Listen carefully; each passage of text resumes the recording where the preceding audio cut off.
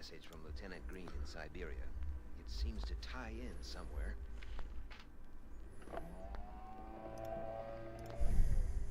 Ah, Captain Scarlet. Yes, Captain? I think I've got a lead on how the Mysterons might make their attempt to destroy the moon. I needn't tell you what'll happen if they succeed, Captain. Violent earthquakes, tidal waves, perhaps even deviation of the world into a new and dangerous solar orbit. Now, just what would it take to destroy the moon? A bomb more powerful than anything man has yet devised. Or perhaps... a really cool car.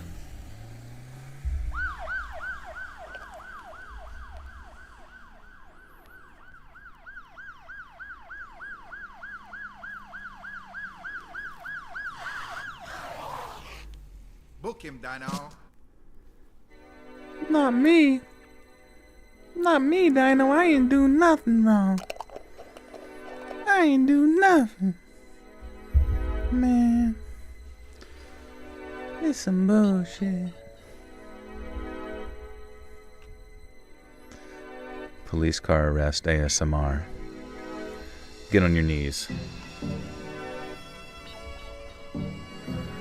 I haven't seen 28 Years Later yet, I'm sorry. I was supposed to see it Monday and I had so much shit to do, bro.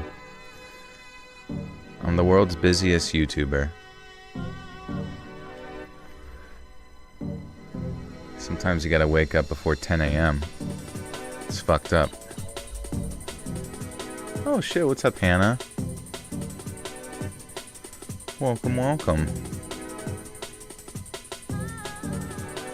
Good to see you.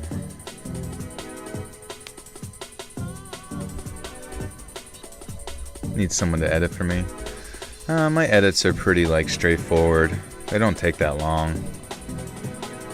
I mean, I guess I don't know. I just don't know how to do it efficiently, you know, because basically I have so many files after I finish recording. And I guess I could send them over, but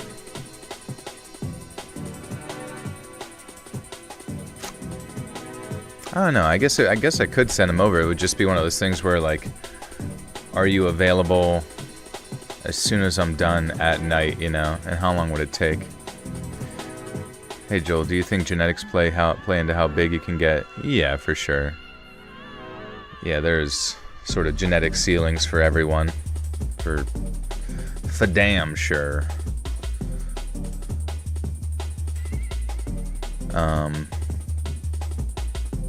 If you're talking about lifting weights or whatever.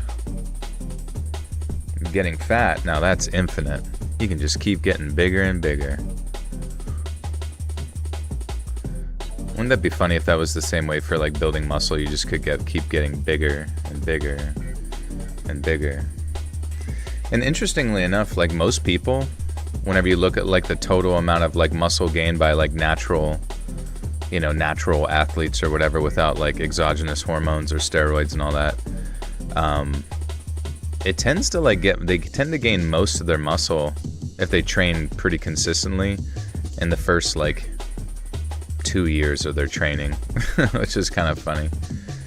And then they sort of it starts to kind of cap out at around year 10.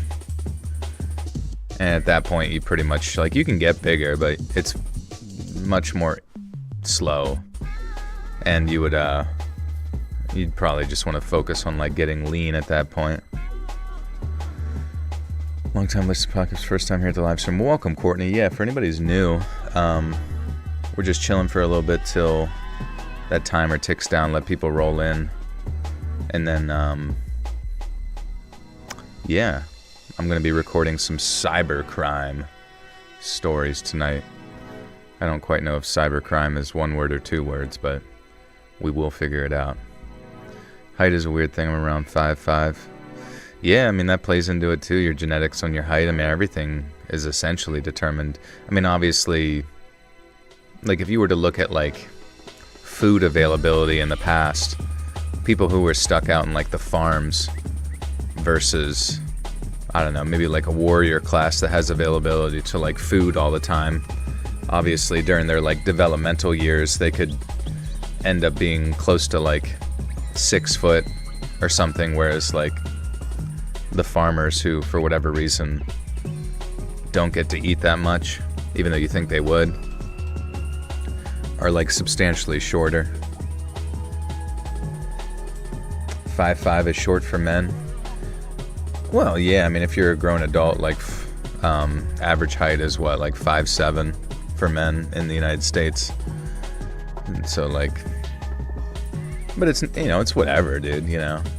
I don't give a shit if someone's short. I'm not the one dating you, you know. Honestly, like a guy could be like a big slug man, and I would still hang out with a big slug guy. Because I just don't think guys give a shit about like other guys, you know. We could have like major discrepancies in, you know, how attractive we are between each other, but we'd still be homies, you know. You're 5'7" but a woman, yeah, it's whatever. You're 6'3" and have zero problem not getting girls. Zero problem not getting girls. Okay, perfect. Yeah, I think you're doing good. Honestly, you want to avoid girls at all costs. They don't tell you that. Like a lot of magazines, Playboy and such, will sit there and convince you that girls are the key to happiness. But only one girl is the key to happiness. Many girls, big problem. Big problem. Height doesn't really matter. Have a good personality and you are good. There you go. I am the girl. I am the one girl. It's kind of funny, like twice during my like setup for the stream, Pradeep came up and like ambushed me and bit my ankle.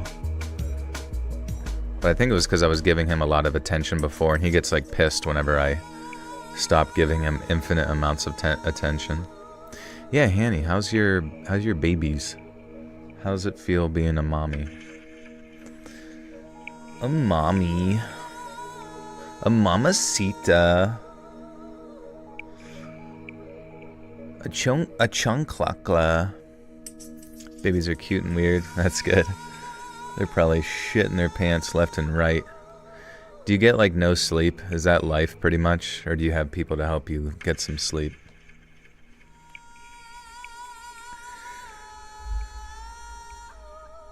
My 10-year-old tells me boys tell lies and have dirty lips, so stay away from this solid advice.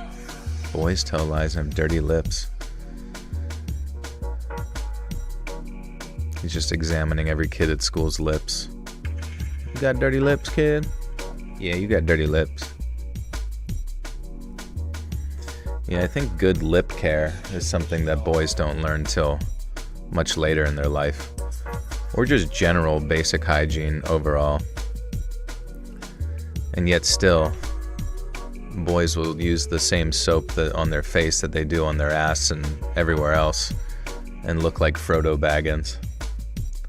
It's pretty awesome. Dude, do you have a set time you come on live? Yes. Well, I don't know why tonight I was just like so behind. I'm not really sure why that was. Oh yeah, I was recording a story for No Sleep, so I was like editing. So then after that I got dinner, and I was just like, by the time I was like eating dinner, it was already like 9:30. I'm like, oh fuck. I should be starting right now. What's up, Shorn? And wipe their face with the same towel. True, yeah. YouTube to crack down on AI. How do you feel about that, Joel? You know, I saw that, but I don't quite know the specifics. So if you know any more specifics, like, initially I wanted to celebrate, because in my head I was like, yippee, I don't have to compete with, like, you know, an AI voice of God or Jesus or whatever, you know what I mean? But I don't know if that necessarily means I'll not have to compete with them. Am I going to see Superman? You know, I might see Superman, but I also probably won't. What's up, Gabriella? I was like, when the fuck is this dude coming on? Oh yeah, I'm sorry.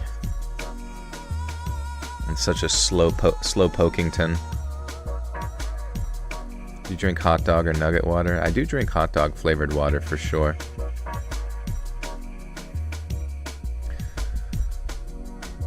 But it was interesting, though, because I don't know if you saw my community post, but I said about how, like, I was able to figure out how to, like, remove all my back catalog of those, like, excessive amounts of ads. Hey, Galactic. But I was able to go in there and remove all of that stuff, right? And basically it went back to the typical advertisements instead of like what some people report as just like a massive inundation of like ads. And then within like within the first 2 days, it was like the views shot up, the watch time shot up, you know, because obviously people aren't clicking off if the ads are. Because I don't know, I've gotten so many complaints about people complaining about ads and stuff. So, Church of Carlito, thank you for the 279 Canadian. Says the show's about to begin in 5 minutes. It did work, Naturator. I was actually curious if anybody actually got to like interact with the videos and see to what degree, you know, you've noticed a change if you don't have like ad blocker or premium or what have you. Why don't you do in-video ads with your voice? I wouldn't mind listening to ads with your voice. It's just a pain in the ass, you know what I mean? Like I don't really need like those pre-roll ads, I guess, you know what I mean? Because you have to like write the script, you have to, well, first it's just like a lot of coordination. And there's a lot of times where like I want to just like get a video up, but I'm still like waiting to hear back from the sponsors to tell me if like something's good to go for that day. It's just a pain in the ass, you know what I mean? So I'm just like, whatever. Nobody even wants to see the ads anyways. And honestly, if there was like a cool product, like a new, you know, like obviously I'm gonna be like advertising whenever I'm on like Mr. Ballin or, you know, No Sleep or you know, just some new project. Like that's always gonna be fun. Yes, everyone click likey, click share. May the Lord open. What's up, Christina? What is new? Do-do-do-doom. And the queef sweat. And the tea time. The two-time tea time. The two-time tea time champion. I watched 2 of your 2+ hour paranormal videos to sleep. Only got ads at the end part. Okay, that's good. Compared to like normal, right?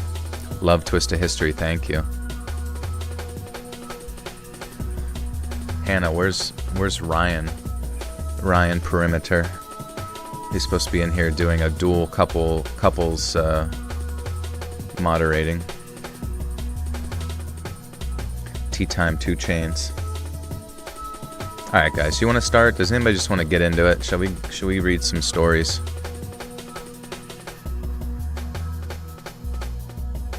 How am I? I'm doing good, honestly. I was a little frustrated I didn't get to go to the gym, but I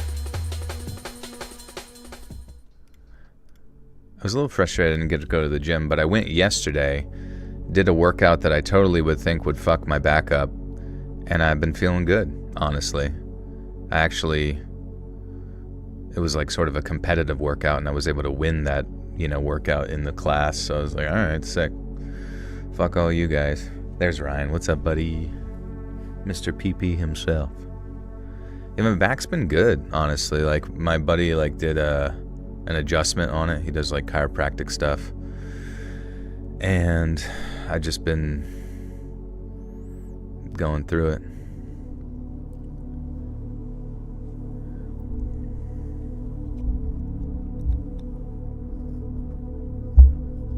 Am I a YN?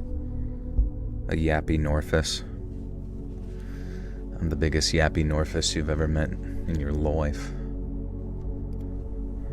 Alright, so these are kind of interesting tonight, where it's like cyber crimes, but it's like a lot of them are true crimes, so we'll see.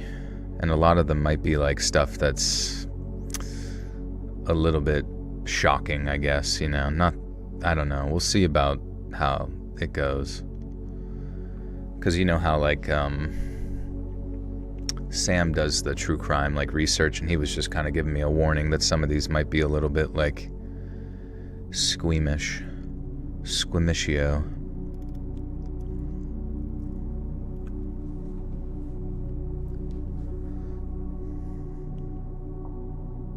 A Yiddish narwhal, yeah. So YN. Have you ever played MTG? It's my newest hobby. Oh, Magic the Gathering. Yo, some of my closest friends compete in Magic the Gathering like professionally. I never got into it.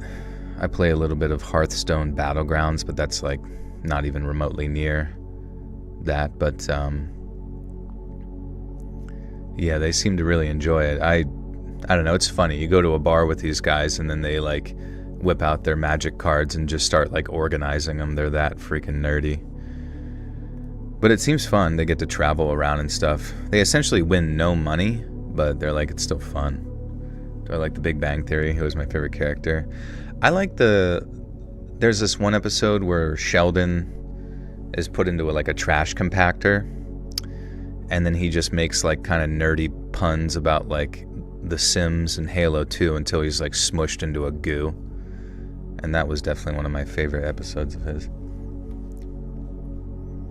Do I have a nose piercing? Yeah, I got a big old bull piercing right in the middle. You can use it almost like you're knocking on like the front of a door, and then my mouth will open. You can crawl in. That episode won an Emmy, yeah.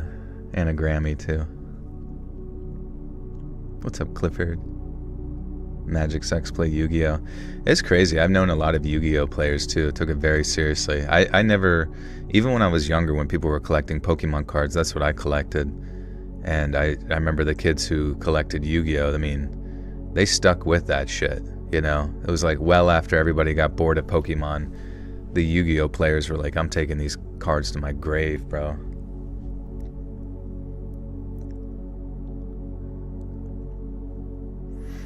I only had one time in like 2018, 2019 where I didn't finish a Let's Read story and I was in the dark web stories and someone's dog got killed or something. Oh yeah, hopefully it'll just be someone's guinea pig this time. The shortest day in history. Wait, did you hear today is the shortest day in history by 1.3 to 1.5 milliseconds? The shortest day in history? How do they determine the day? Just like the rotation of, like the Earth rotating. How does it work again? The Earth turns and then the sun rotates around it. Tomorrow's the full moon. Uh-oh.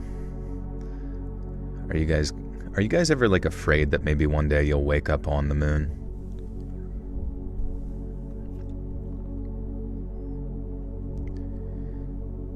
Have you ever heard about that guy who threw away a laptop which had the key to a Bitcoin wallet on it? It was some British dude called James Howells.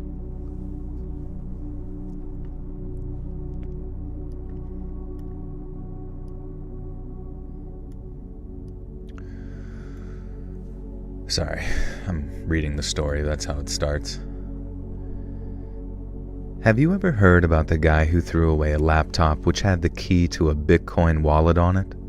Some British dude called James Howells threw an old laptop into the trash, then didn't realize the key was on its hard drive till it was all the way down at the city dump. When he accidentally tossed it out, the Bitcoin was worth around $8 million, and by 2017, it was worth $100 million. And now in 2025, it's worth almost $250 million. And that's right, billion with a B. And that guy's offered a huge reward, paid for his own private forensics team. He's even tried suing the city council members that he thinks stole it. But it doesn't look like he's ever going to find that laptop, which basically means the dude's got to live with the fact that he tossed almost $1 billion into the trash. It's a cruel world, right? And it doesn't get much crueler than that. But when I first read about it, all I remember thinking was, holy crap, dude, I could get rich from that crypto stuff.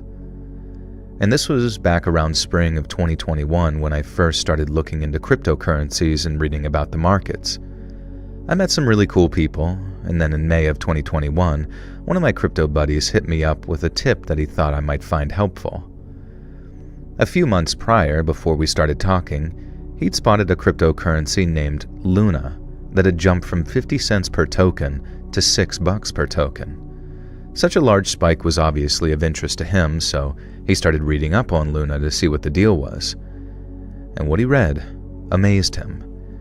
It turned out that Luna was just a reserve asset for something called Terra USD, an algorithmic stablecoin designed to retain a 1-to-1 peg with the US dollar. I guess a lot of people will appreciate me translating that into English, so here you go. Terra USD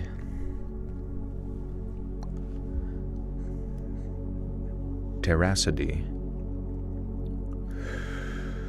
Are you going to do any more Saturn Soul? Yep. Every other week on Tuesdays. So today, the 15th, another one will come out. It'll be every other Tuesday at like 7 p.m. EST. But I will try to do like little shout outs in my normal videos on like Thursdays or something to like let people know it's out.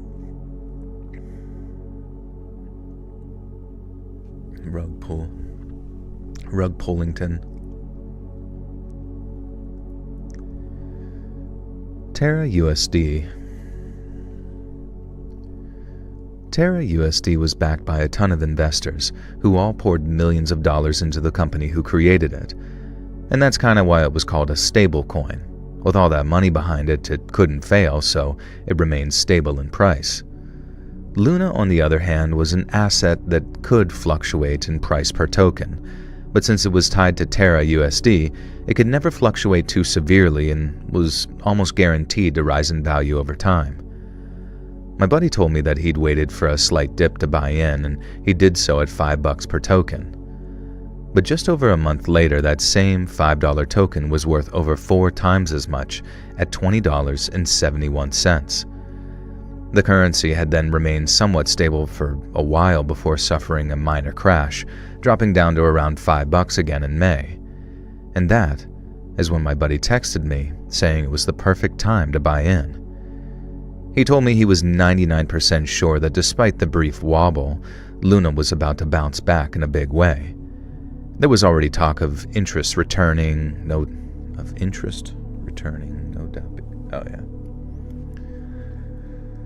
Sub to Saturn Soul, but haven't listened yet. Oh, yeah, thank you. Yeah, definitely check it out. It's basically just all the true crime that we do on the channel, but turned into like nicely edited, more professional videos. It's basically my first like foray into the world of like, YouTube video making. Wart. What's up, mercenary? So hopefully it's pretty sweet. Dom Barnes, welcome to the Butter Suck Cult. Also, you know what I remembered? Like, wasn't it like a while ago I was supposed to like match?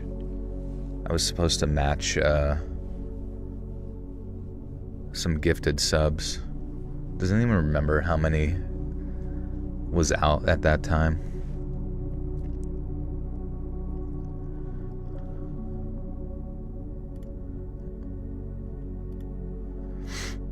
Queef Sweat with the 5 says official, unofficial poll, crispy or crunchy?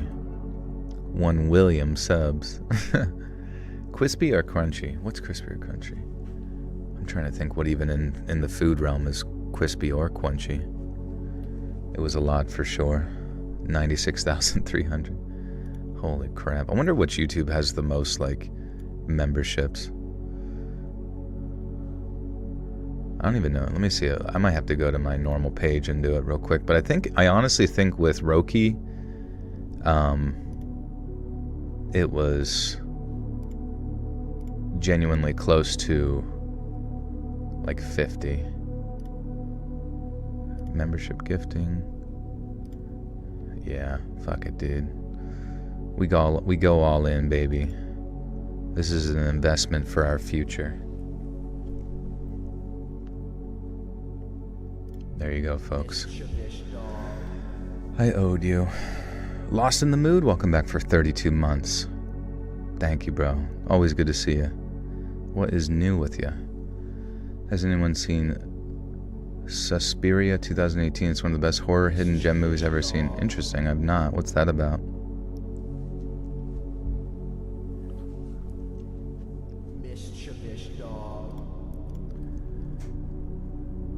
There was already talk of interest returning, no doubt because of its ties to Terra USD, and my buddy was so confident he bought a bunch more tokens before he decided to text me. That was the thing that really swayed me, and I remember joking with him saying, well, if we go down together. And then since I had a grand total of $490 saved, I bought 100 Luna tokens at $4.81 apiece. When I told her, the girl that I was seeing at the time thought I was nuts, and so did an offline friend of mine named Chris. And when I say offline friend, I mean Chris was both a friend in real life that I knew from high school and someone who didn't pay much attention to stuff online. He had an Instagram account and had played a little Madden with random douchebags from time to time. But apart from that, he was just a regular dude more comfortable with the insider... Oops.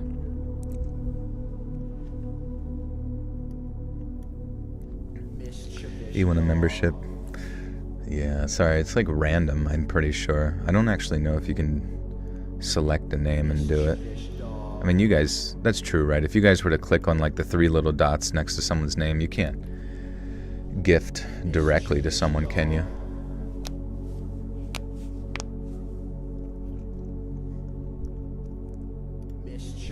It's random. But apart from that, he was just a regular dude more comfortable with the insides of a car than a computer. He thought I was out of my mind for spending almost $500 on invisible coins, but he wasn't saying that come August time when Luna's value rose from 10 to 20, then $30 per token. And I remember showing him my wallet and saying, so, can you just cash out whenever you want? And I remember showing him my wallet and he said, so, can you just cash out whenever you want? And I explained that no, I had to find a buyer first. But that was easy when a token's value was on the up and up. Then since the app that I was using did that for me, there was a chance that I could make $2,900 profit with it. That sounded weird. Mischievous frog. You don't think you can direct buy someone? I think they should add that. I do kind of wish that YouTube would like reinvest in like people's, or just reinvest in their live stream sort of concepts. Because I mean, clearly like Twitch is dying, and I guess that means that they don't have much to like compete with. But all the more reason to like really, you know, put the nail in the coffin. I've also noticed like some YouTube channels I've seen where they used to get like 5,000 people per live stream. They must just not send any notifications out to anyone, because now those same live streams, I see them getting like, I don't know, 400 people, and it's really, really weird. I don't know what happened.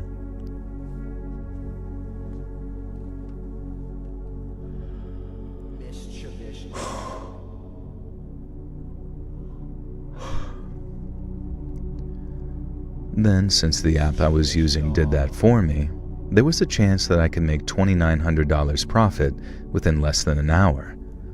And that's when he went from thinking it was all just a scam to realizing there really was something that this whole crypto thing had going on. He sat on my couch, asked me a bunch of questions about it, and I answered everything as best I could. Oops. Joe, did you hear about YouTube planning to permanently demonetize all AI-adjacent content? You know, I heard about it, but once again, I don't know if I got all the info on it, because I thought it was like something where it was like very clearly there was no involvement from a human or something like that. So as long as there's some clear involvement in the channel being human. But honestly, that's one of those things where I feel like, how come they couldn't have anticipated that? You know what I mean? Well, I don't know. Maybe they did anticipate it since they're getting out here. I just for some reason thought that there was no chance that they would have monetized like AI stuff in the first place, but maybe they thought to themselves they'll see how well AI does for a little while to see if maybe they could shift things to, AI content, and then they wouldn't have to pay out creators quite as much. But I think genuinely people come to YouTube because they want to connect with another human being. Because honestly, I get so much like random AI videos pop up, and they have cool thumbnails, cool titles, but then you get in there and you can just tell it's not a human, not even just by like not seeing their face, but just the way they talk, it just feels strange. And usually the script is AI written too, so it just doesn't have like that je ne sais quoi of like flesh and blood. You woken up in a live chat, welcome. We are your sleep paralysis demons, and we will be twerking for you today. I don't think they really care about the negative implications of AI until it affects them. Right, I mean, that's what every business is, really. I mean, why do you think Nike still uses, like, slave labor in China? Because nobody gives a shit, And even if they, they probably already have contingency plans that whenever, like, people on Twitter start getting mad at them in droves about their practices in sweatshops, they'll just move them to Bangladesh or move them to fucking the Congo. But yeah, the AI narrators definitely suck. And that's why it even sucks worse whenever someone says you sound like AI, because it's like, well, maybe I narrate so well, I sound like a robot. But honestly, that was kind of like part of my shtick back when I first started, was I was almost about to do my avatar as like, a robot person from Westworld, where like they're like taking their face off and you can see like the robot underneath or whatever. I'm glad I didn't do that, but going any good hikes? Recently? I guess it was just that on Sunday. Lost in the Mood, thank you for the gifter too, Jess. Thank you. Don't get gas-lidded. Who's gas-lidding me? Gas-loading. Loading me with gas and lighting the fuse. Oh, them, yeah. I do sound like a real human being. Real human beanstalk. What's up, Punky? Mick Mouse. I sound like Mick Mouse.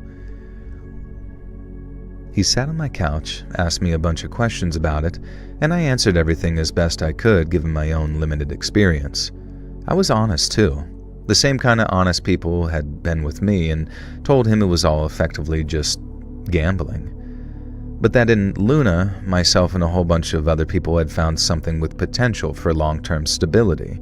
It was still a gamble, but it was just about the safest bet out there for the time being. And for the remainder of 2021, Chris would always ask about my crypto wallet every time we hung out, and it was always good news. Every time he was over, he'd see how much Luna had risen in value, and he'd always make some offhand comment about giving me a bunch of money so I could turn him a quick profit.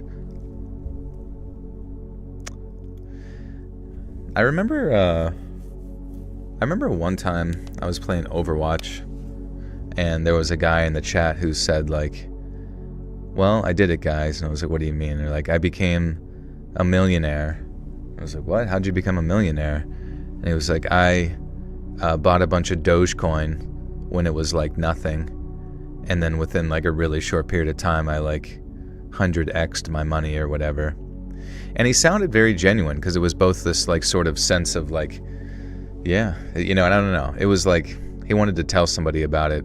I don't know. It sounded genuine, honestly. He could have been just full of shit. But I do remember like hearing around that time that people were like becoming super rich from Doge and then selling it. Cinnamon, what's up, dude?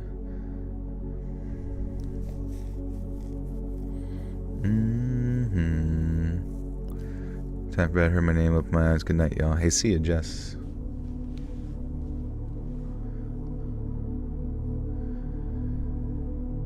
Every time he was over, he'd see how much Luna had risen in value, and he'd always make some offhand comment about giving me a bunch of money so I could turn him a quick profit.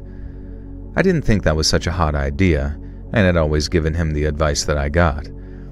Watch the markets for a while, get to know the system, and then be headstrong and patient enough to make the right buys at the right time. To really profit, you had to wait for a crash. Oops.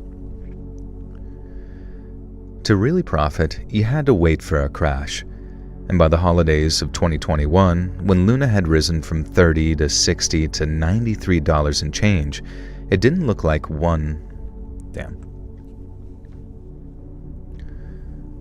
To really profit, you had to wait for a crash. And by the holidays of 2021, when Luna had risen from $30 to $60 to $93 and change, it didn't look like one was coming anytime soon. I told him I'd hit him up, sorry. Can you say hi, please? Hello. To Rabia Bag. Rabia? Is it Rabia or Rabia? A couple of my friends did that, and they were able to pay a big vacation later on. Really, with Doge? It's kind of, or just like with crypto in general. You turned $20 of Doge into 5K. That's awesome, dude. Can you imagine what you would have done with 5K? But I guess that's what people do. Just jump from ship to ship to ship until they can turn a quarter into a bag. A bag of quarters. A sock full of nickels. Welcome, Daniel. Tracking says my Pradeep shirt is coming on Monday. Any news on the plush Pradeeps? I haven't talked to anyone about it, but I guess if I do plushies, it should just be Pradeep, just be a black cat. Don't really need the spaceman, do we? Unless you want the spaceman. Have you invested anything? Yeah, I have my crypto and like personal investments and stuff within the stock market and whatever. All that kind of stuff. Roki, there he is. What's up, broski? Did you hear me talking about you earlier? I matched your gifters from previous times, so I guess I'm gonna have to do that again. But thank you, brother. Thank you so much for the 20 gifters. Guys, please do say thank you to Roki when you get a chance. He's our resident trucker / furry. Do you ever truck while wearing your furry outfit? Because that would be amazing. You can, like, as kids are like trying to get you to honk their horn, you look over. Hey there, hee.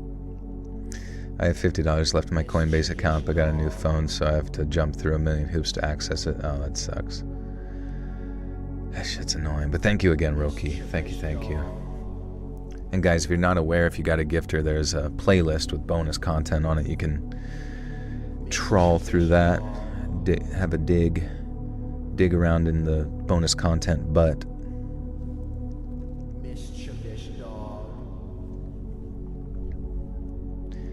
have I been proposed by a Nigerian princess lately? I think that's you, Misty. I think you're the Nigerian princess. Or maybe it's Jeremy. What's up, Jeremy? Jeremy, you're from Nigeria, right? I told him I'd hit him up the moment one happened. After a very brief drop, which I didn't quite think was the right time, Luna dipped all the way down to around $45 a token at the end of January 2022. I gave him a call and told him it was the perfect time to buy himself in. And then, after talking him through the process of obtaining a crypto wallet, I asked him how many coins he wanted to buy. I don't really know what I was expecting to hear. Maybe a figure similar to my own. A nice round number like 100 or 50 given how much more expensive it was by then. And so when Chris told me he wanted not 100, but 300 tokens, I was a little taken aback. I thought I was being kind of wild fronting. $400. Then there was Christ making an investment. Wait, what does this say?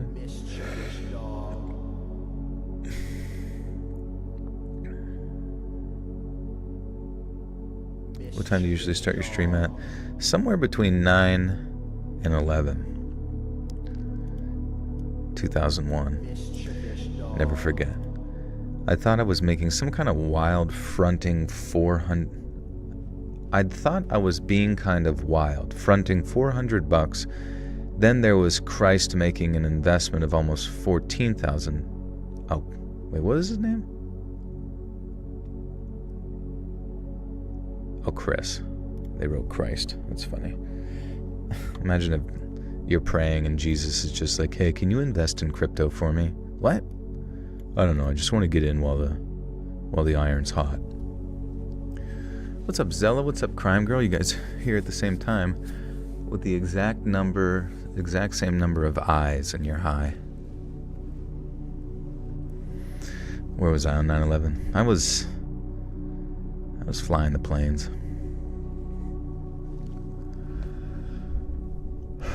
I was hanging out with Dick Cheney. We were over at NORAD telling them to just chillax. Just chillax today, guys. I thought I was being kind of wild fronting $4,000. Then there was Chris making an investment of almost $14,000, and he was not a rich guy. When I asked if he was sure, he seemed confident as can be, and I guess he based that confidence on what I told him. Every time Luna took a dip, it came back stronger than ever. So just over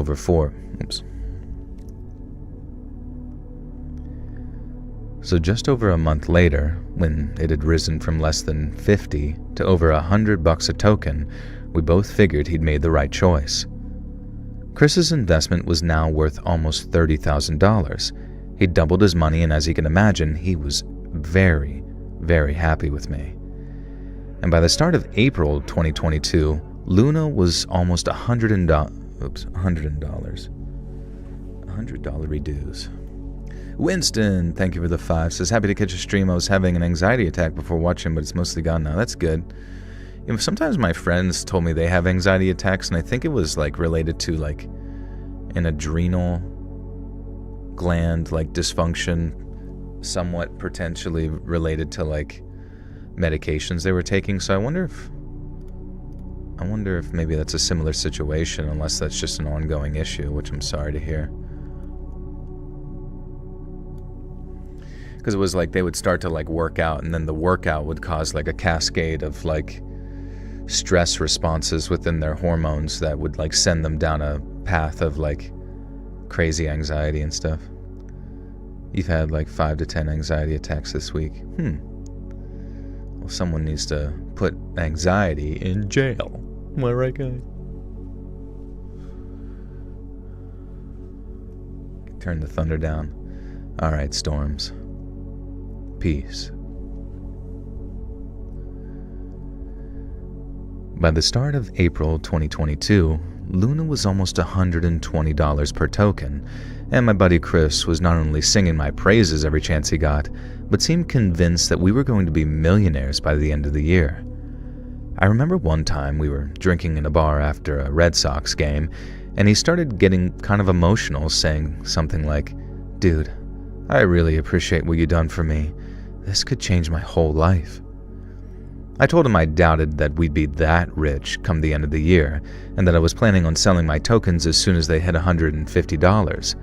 I'd make an insane profit that way, and if Chris did the same thing, he'd more than triple his money. And then, with a little patience, we could wait for another stable coin to be minted, which wouldn't be long in light of Luna's success, and then start the process all over again. And this was my theory anyway. Bert. Joel for president? No, unfortunately, I don't know the right people to get to be president. My grandpa is not George Bush Sr. Maybe he is. I don't know. I'll have to check. I used to get panic attacks a lot, and it felt like solution was to crawl out of my skin, which you can't do. I wonder what it felt like physically. You ever go sleep deprived, you forget you're in an insane asylum? Oh yeah, dude. Could you do Let's Read from the White House? That would be sweet. Trump needs to get into streaming. Just got out of the hospital for kidney and liver failure. Jesus, they said I had a liver transplant before I left. Any advice, nurse man? Just got out of the hospital for kidney and liver failure. They said I need a liver transplant before I left. Any advice, nurse man? Yeah, what's the cause, just out of curiosity? And this is not medical advice, I'm just like curious. Are you a drinker? Or do you take a bunch of like pills or anything like that caused your kidneys or, you know, some sort of toxin to cause everything to fail? What's up, babes? Feels like a heart attack and shortness of breath. Interesting. What happened? You know what the cure for that is? Locking in. That was my theory anyway, but Chris took it as gospel. I said what I said to try and bring him back down to earth, and maybe it was the Bud Light talking, but he says, "Told you, dude, it might not be this year, but we're gonna get rich off the back of this thing, and I got you to thank for it." In the moment, I felt really proud of myself, honestly. It was probably going to make a ton of money off the back of my Luna purchase, but I'd also helped a friend out too. Not in a life-changing way by any means, but over time, if we played our cards right, the passive income would probably prove to be life-changing. And that was the start of April.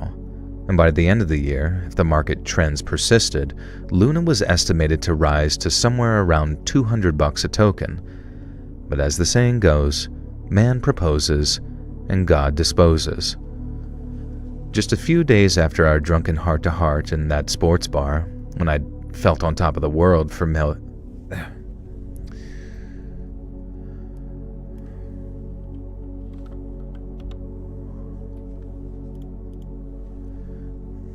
Bud Light is so nasty, yeah, dude. Fuck. I don't know, they just need to start making soda alcohol. Like, it's funny to think, like, they'll sit there and get, like, kids addicted to high fructose corn syrup, you know, juices and drinks, like, super early in their life, but then whenever, like, there's not a good transition, right? Because there's always that age by, like, late high school, you know, college, where, like, just kids start to become, like, more health conscious, right? And so they sit there and say, like, okay, I'll just stop drinking soda, and suddenly they lose like 10 or 20 pounds because it was just so many extra sugar calories and shit. But I don't think the alcohol companies are doing a great job of like transitioning those kids to the disgusting poison that is alcohol. And I think they could do a lot better job at that. Now, granted, you can do mixers and liquor and all that kind of stuff, but I mean like beer, the insidious, slow-acting, casual drink that you have no idea that your body is slowly becoming adapted to and eventually will go through withdrawals on a Friday if you don't get it. And so that's why I'm proposing banning Bud Light and banning Busch. Because those taste like piss, obviously, right? Horse piss, specifically.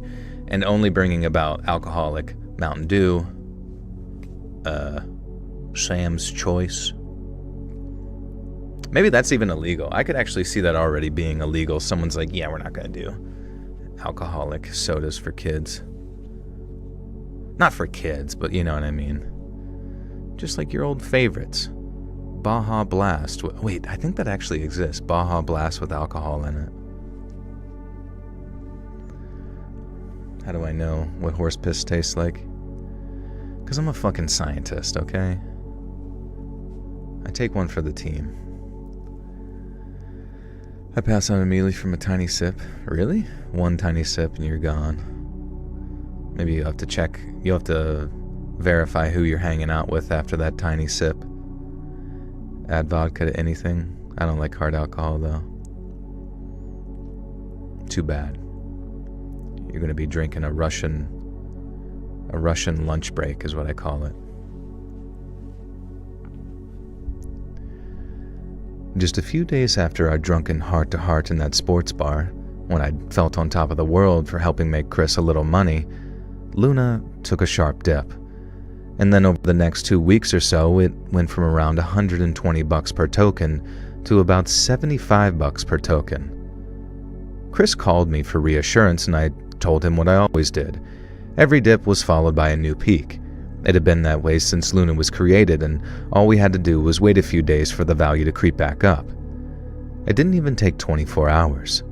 The next day, Luna had shot up from the floor price of $75 per token to about a nicer $90 per token. And then after a little more fluctuation, it stabilized at around $95, with every expectation of increasing further in value through May of 2022. Now May starts, and just as predicted, Luna's prices rose again. And then somehow I ended up coming down with this really terrible case of something and was basically bedbound for a couple of days with the exception of trips to the bathroom to puke or poop. And I remember checking my portfolio at one point and seeing Luna had dipped to just under $70 per token. But I wasn't worried, and I had every faith that it'd do its usual thing of skyrocketing to a new high after a period of fluctuation. A lot of stuff after that is kind of hazy, and I remember passing out for at least 13 hours or so. Oops. Damn, this is not a very scary story, is it, guys, other than what I assume is going to be losing a lot of money.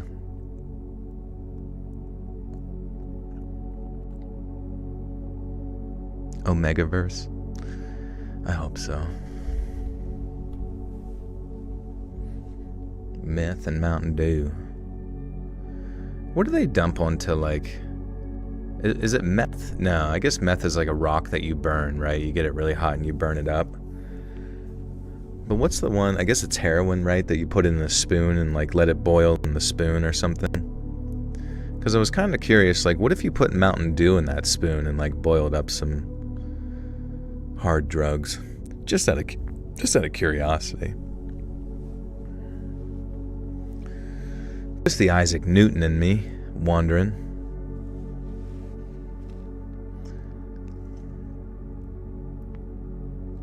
Black tar dew, yeah. Did you guys seen that conspiracy theory that's going around where it's like all of the Mountain Dew flavors? Oh, you don't get high, damn. Where all like the Mountain Dew flavors, there's like something about it that like correlates with the next like, you know, disaster.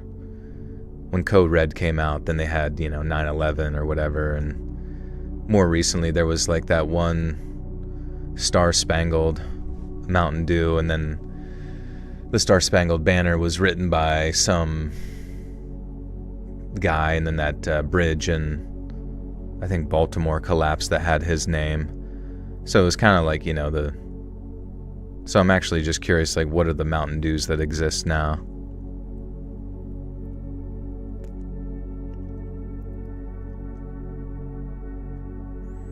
Just seen the video today. Nice, yeah.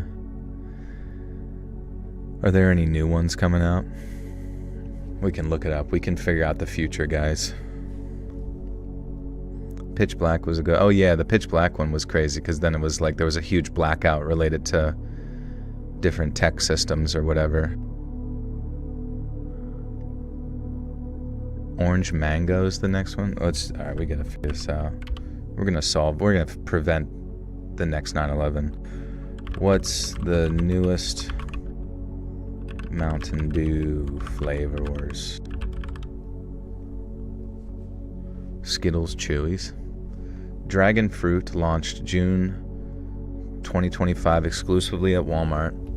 Combines signature citrus with tropical dragon fruit.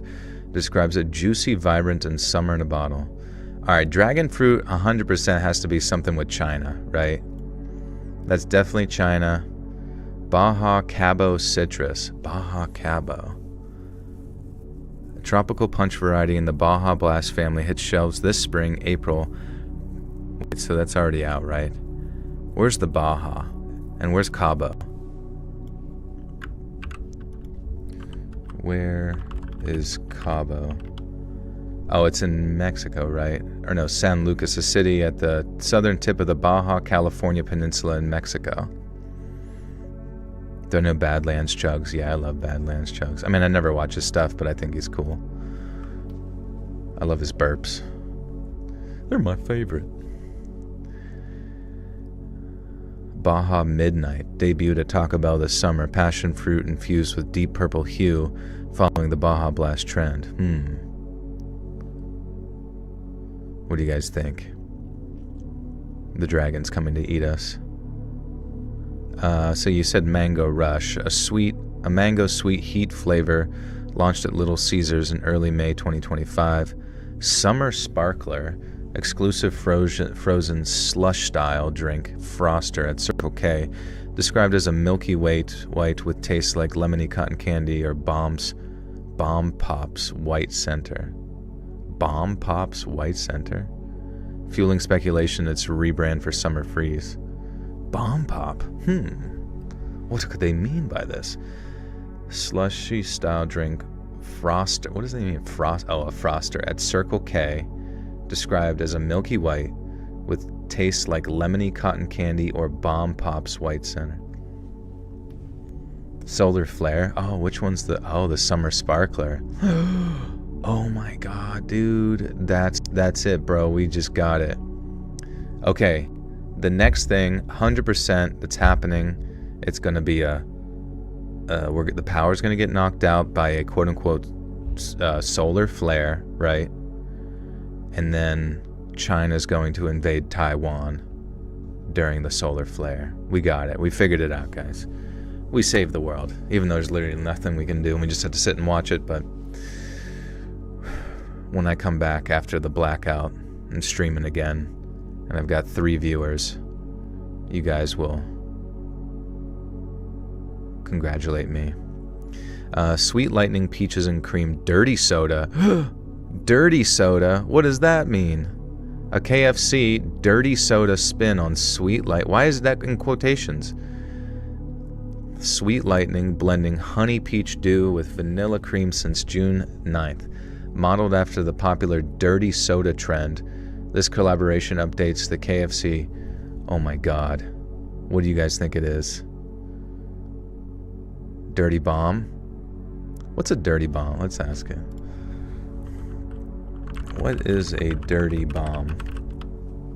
Not that we're going to make one, I'm just curious. It's a radiological dispersion device, RDD. It's a type of weapon that combines conventional explosives like dynamite with radioactive material. Here's how it works. Here's how you make it at Walmart. Just kidding.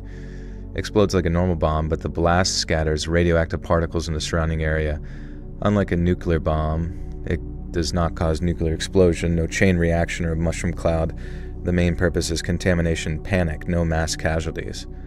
Oh, okay. So that's what Mountain Dew's up to. But where would they do it? How can we dig in further? How can we figure out where they're going to light this bomb off at, hypothetically? It would be... So, Sweet Lightning Peaches and Cream. It's going to be at a KFC, obviously.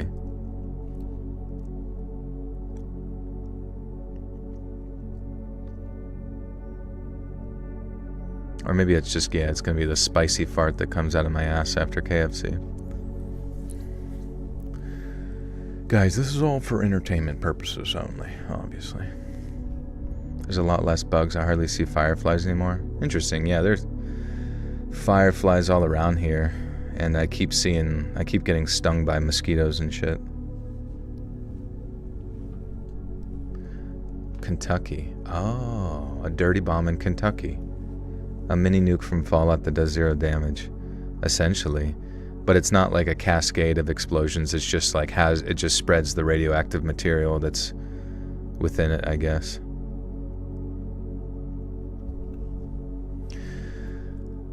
All right. A lot of stuff after that is kind of hazy, and I remember passing out for at least 13 hours or so once the worst of the sickness was out of me. But then, when I woke up at around 3:30 a.m. on May 11th, 2022, a date that'll forever be burned into my brain, I realized my entire world had been turned completely upside down. After tracking Luna's value, I realized that maybe only an hour after I passed out around 13 hours before, it had dropped from just below $70 to $33 per token. A couple of hours later, it sank to $16 per token, and then I literally watched it in real time as it dropped to 15, then 14, then unlucky 13, right before my very eyes. I never really thought that I was the fainting type. I had been in a bad accident as a teenager and seen the meat on the inside of my leg when the bone broke.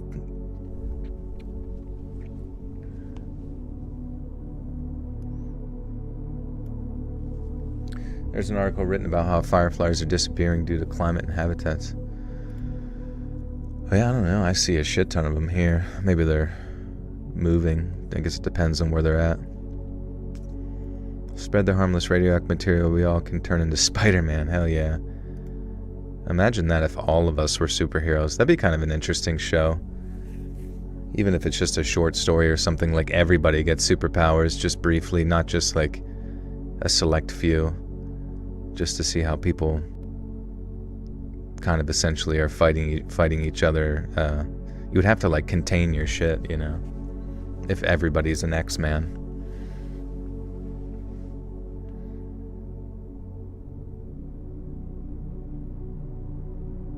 Because I feel like you'd still have people like completely shitting on each other. Because like one person would have like zap abilities that just annoy someone, and the other person just like retaliates and like blows their head off, and they're like, oh shit. I want to declare my parents' property as a firefly sanctuary. I don't want their habitat disrupted. Yeah, see what you can do. I'm sure it wouldn't be too hard.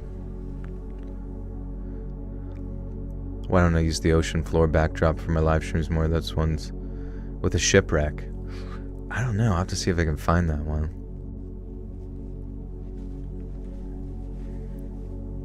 Yo, Hawk, what's up, broski? Happy 9th of July. I never thought that I was the fainting type. I had been in a bad accident as a teenager and seen the meat on the inside of my leg when the broken bone tore its way through the skin. I didn't feel...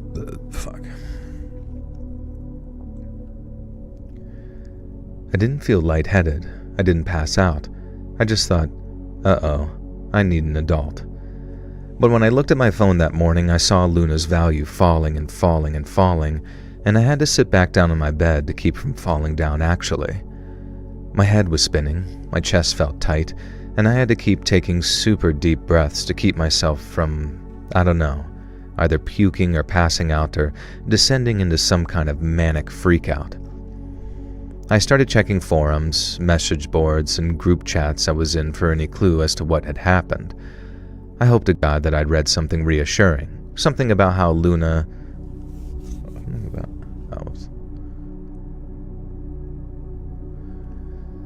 I hoped to God that I'd read something reassuring, something about Luna how to set... Wait, what the fuck is it saying? Sorry.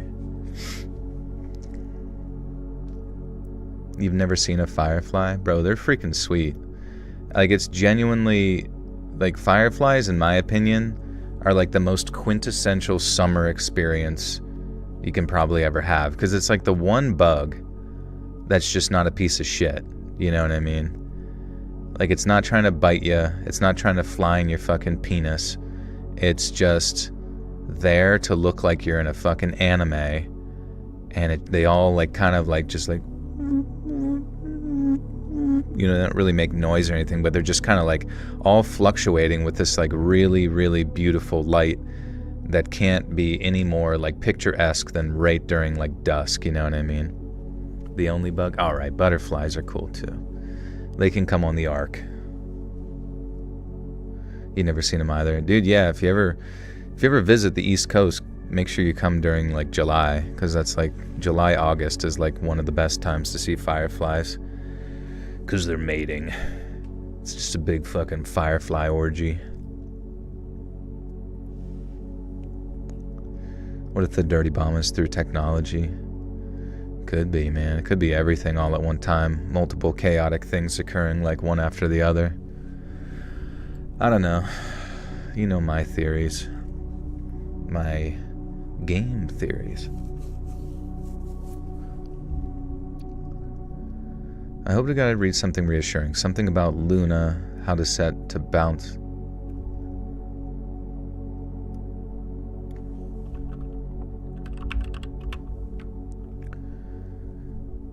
I hope to God I'd read something reassuring. Something about Luna being set to bounce back after suffering a glitch or miscalculation in the blockchain or whatever. But I saw the opposite. Luna had crashed and it wasn't coming back. But how the hell had such a stable asset suddenly crashed and burned like that? Okay, so remember how I told you about Luna being tied to that thing, that Terra USD, and how that in turn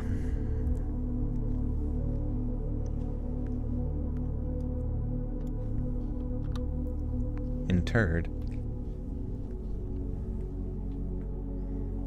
Yeah. Them killing Joel in The Last of Us means they're gonna kill all Joels. All Joels. All Joels will be taken to Alligator Alcatraz. There aren't any that I've seen so far. Then again, I remember them being more out like August time, so hopefully. Out at the shore. What's the shore? Like Jersey Shore? Because they might not be super inclined to be close to like water, per se. You might have to go like inland to like wooded areas or like fields or some shit.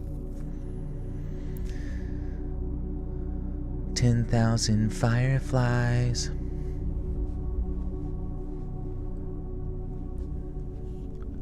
Ocean County. Okay.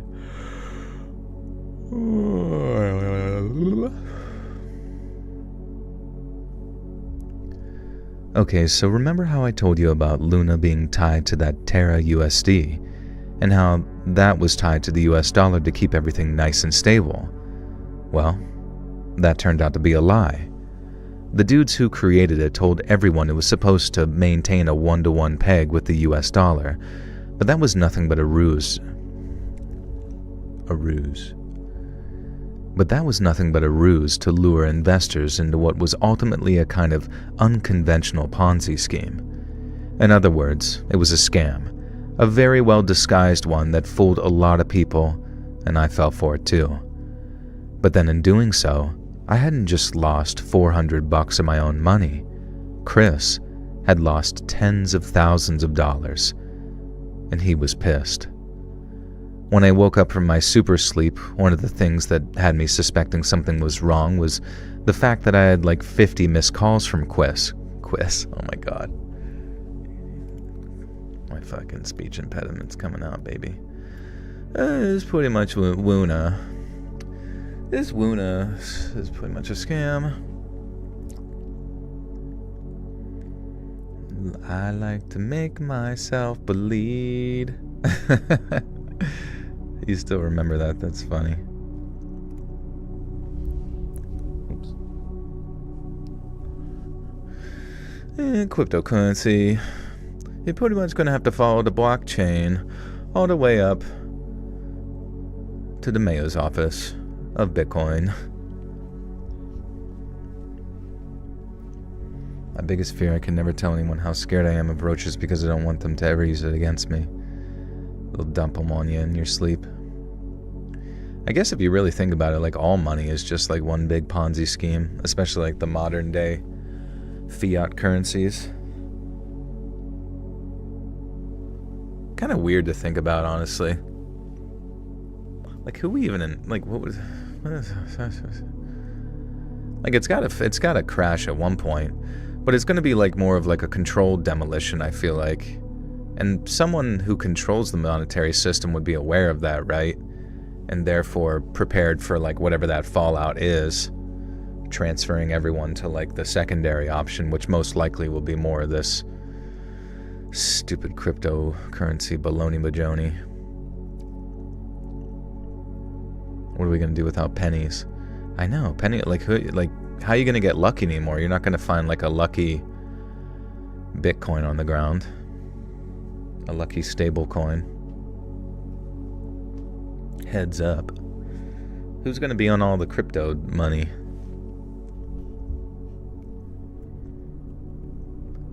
When I woke up from my super sleep, one of the things that had me suspecting something was wrong was the fact that I had like 50 missed calls from Chris, along with almost 24 text messages too. I guess he got an alert that Luna was crashing, and then went into full-blown panic mode while I was passed out. His text progressed from stuff like, "Bro, are you seeing this?" and "Dude, this cannot be happening right now," to stuff like, "Pick up the effing phone, bro," and "Are you ducking me right now? Pick up the phone." I remember tapping the little call symbol, very frantic, and then getting nothing but rings until I hit voicemail. I told Chris to call me back as soon as he was awake because even though his last call had come almost 40 minutes prior, I figured that he had to sleep since 4 a.m. was fast approaching at that point. But part of me doubted that he was asleep, mainly because there was no way that I'd be sleeping if I was in his position. And I was right, because maybe only 15 to 20 minutes later, someone started buzzing my apartment from downstairs. I have one of those little intercoms, the kind with a little screen so you can see and talk to the person buzzing you, and I had a pretty good idea of who it was before I saw.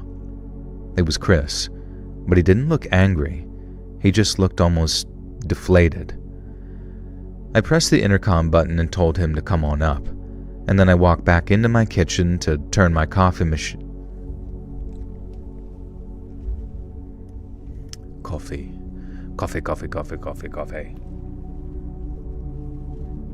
You're a pro barter system. Yeah. It's weird, man. Did you see that interview with Peter Thiel?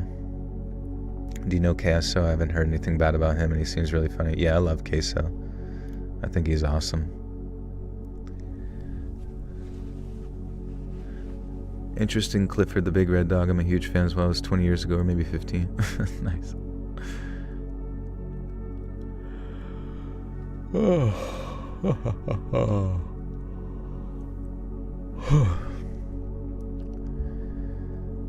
I pressed the intercom button and told him to come on up, and then I walked back into my kitchen to turn on my coffee machine and let it warm up, because I figured that we had a long and painful heart-to-heart ahead of us.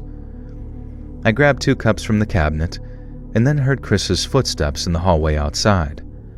I started walking to the door and then said something to him like, "Hey man, I'll open up." And he responded by slamming what sounded like a fist into the door before growling, "Open the F up." He sounded completely sauced, like drunk as a goddamn skunk, so instead of just opening the door, I took a look through the peephole and then saw Chris literally swaying back and forth on the other side of the door. It was like a dramatic swaying. It wasn't like a dramatic swaying.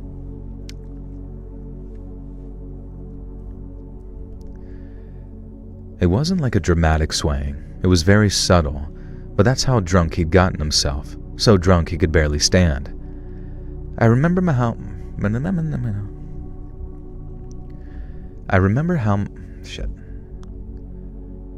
how my hands reached for the latch and door handle before suddenly I paused.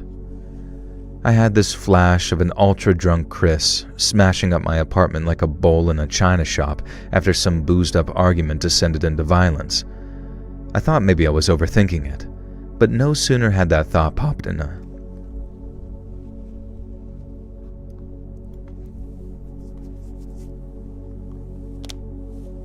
Sauced like a boss. Open the F up. Effer. Motherfricker.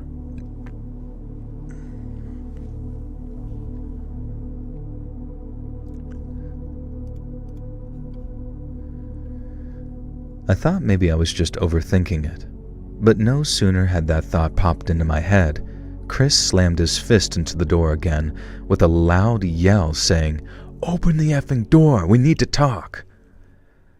And that feeling came back fast, the one that made me think letting him inside wasn't such a good idea. And so I suggested he go back home and just sleep it off so we can talk about it over the phone come the morning.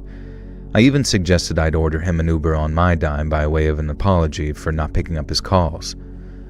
And then I was halfway into explaining how sick I'd been when something slammed into the door so hard it made me jump back. I figured he was trying to kick my door in because I heard bam, then bam, and then bam, one each harder than the last. I started yelling at Chris to stop, and he gave the door a few more kicks before he stopped. But then he launched into some sloppy drunk rant about how he was going to kill me when he'd finished kicking my door down. I tried explaining what happened with Luna, as in why it had crashed and all of that, but it was no good. He was yelling too loud to hear me, and even if he wasn't, I don't think he was lucid enough to even understand. He kept saying, "Open the door, James, open the door," in a way that honestly sounded like he was losing his mind, and that alone scared the crap out of me. But I also was faced with the very real possibility of having to violently defend myself against one of my best friends, and that's a feeling that I wouldn't wish on my worst enemy. The kind that makes tears well up in my eyes just thinking about it now, even all these years later. And in the moment, I knew I should call the cops, but I couldn't. I couldn't do that to him. Part of me figured that I could just talk him down, but the other part knew I couldn't. I remember thinking that maybe just seeing me holding a knife might shock some sense into him, but I couldn't bring myself to go get one either. I just kept saying, "Please, man, don't do this. This isn't you." But Chris didn't stop. Not until I heard someone else out in the corridor yelling at him to stop. I recognized that voice of my neighbor from down the hallway, but I also recognized the fear and surprise in Chris's voice when I heard him angrily say back, okay, I'll stop." I knew my neighbor must have been pointing a gun at him or something, because when I looked through the peephole, Chris literally had his hands in the air as he backed away from the door, and then I heard my neighbor yell at him to get out of there before he gets himself shot. Chris kind of came to his senses, I suppose, in that moment, and I thank God that he didn't bring his own gun, and I know he owns one, so we all quite literally dodged a bullet with that one. And then maybe 10 or 20 seconds after my neighbor came to the rescue, Chris staggered out of my apartment building and presumably went to his car. I thanked my neighbor a whole bunch, and he'd already called the cops, so one arrived not long after to ask what had happened. And while I told him everything, start to finish, I also said that I didn't want to press charges against Chris because he wasn't in his right mind. I remember telling the cop about all the crypto he lost, and when I told him the amount, he said, "How much did you guys lose?" He couldn't believe it. He didn't even know what crypto was, really. And before he left, he advised me to keep my distance from Chris for a couple of days. A phone call might be an idea, as he might be pleased to hear that I wasn't pressing charges.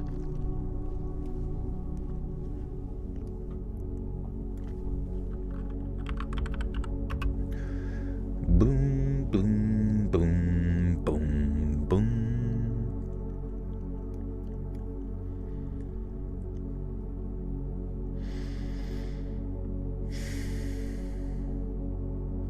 Yeah, I mean, you can suggest your friends to get into crypto, but I feel like you would want to stick with the ones that have been tried and true for a long time. But otherwise, it's actually weird to me, like, that people still kind of like fall for some of the shit coins or like the rug pull stuff. Like, it's just weird that anybody even like still tries that. Like, even whenever that Hawk Tua girl did her like Hawk coin or whatever it was, or the Tua coin. Yeah, I was just like really surprised she even tried to attempt the pump and dump, because you think by that point everybody would be like wary of it. To the point where I'm surprised she even like made any real money at all from it. But it also sounds like she was stupidly misled by a bunch of dummies. Yeah, I highly doubt that she was intelligent enough to think of like a shit coin idea. She'd probably just had some dumb idiot who's like, "We gotta do this. We gotta strike while the iron's hot, dude." And she's like, "Okay, yeah, sounds good to me. Heck yeah, heck pew, ting, heck pew on that shit. Hey hey." Before he left, he advised me to keep my distance from Chris for a couple of days. A phone call might be an idea, as he might be happy to hear that I wasn't pressing charges, but I wasn't to do something stupid like show up on his doorstep, otherwise it might be me getting a gun pointed in my face. Now, I tried calling, but he didn't answer. I tried texting, but he didn't reply. I tried contacting Chris on Instagram, and he blocked me, and then I tried asking his girlfriend and mutual friends to pass on messages, but none came back. I figured he'd stay mad for a few days, maybe a week or two tops, because sooner or later, he had to figure out that it wasn't my fault. But as much as it breaks my heart to say it, that didn't happen. And the way Chris saw it, I was either dumb enough to have lost him his money, or I was in on the scam, and I'd stolen it somehow, and either way, he was done with me. I didn't know it at the time, but that night when he screamed at me from behind a locked door, that was the last time we'd ever talk. And there marked the end of my crypto journey. I didn't throw away a laptop with almost $1 billion, but I threw away a friendship, and those are worth more than money could ever. Wait, that was not the sentence. More than money ever will. I threw away a friendship, but those are worth more than money ever will.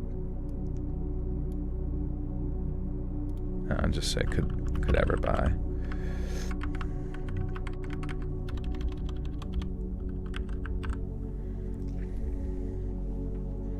I am fluent in Swahili,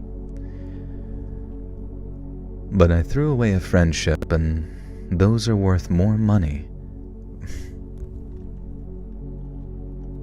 God damn it.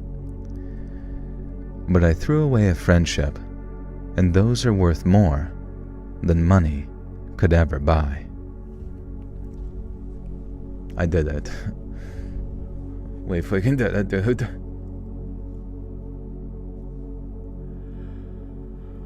Oh, man.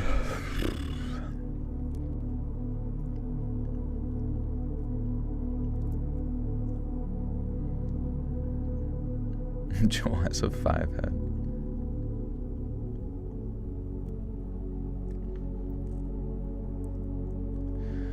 Where's Jeremy? Is Jeremy still here?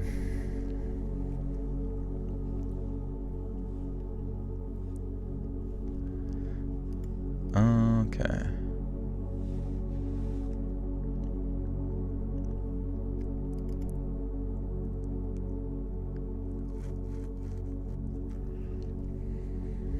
Any more stories? Oh yeah, Jeremy. We got 3 more here. Did you get to talk to Ollie at all? About doing some bonus contento. What am I up to? Secret stuff, scary stuff. September 20th, 1961, Baltimore. Sharon Rena Lopatka was the first of 4 daughters born to Mr. What's up, Chili? What's the email you send stories into again? I'm going to type my 2 tonight. It's let's read submissions at gmail.com. Oh, before the holiday. No worries.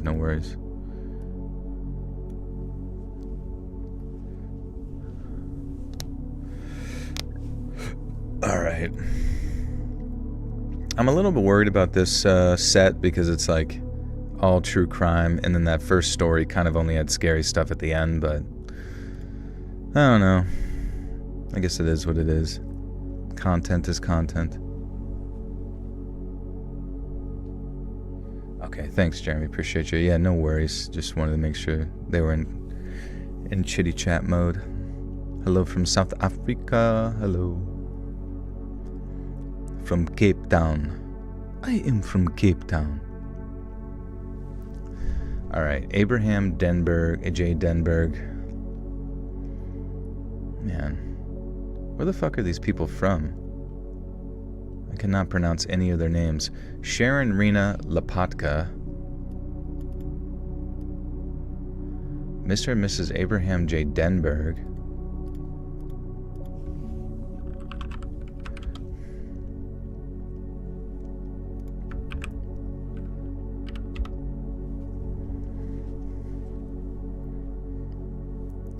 Is it? Oh, Polish. Lopatka. Alright. But they live in Maryland, okay. Mick Mouse. No, what's the one? Beth Tifilo. She was a cantor. What the hell's a cantor? At the Beth Tifilo Synagogue.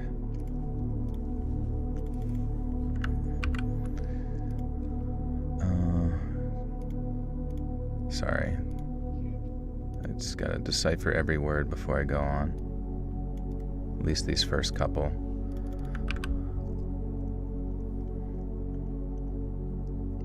Beth mentioned, yeah, this one's about you.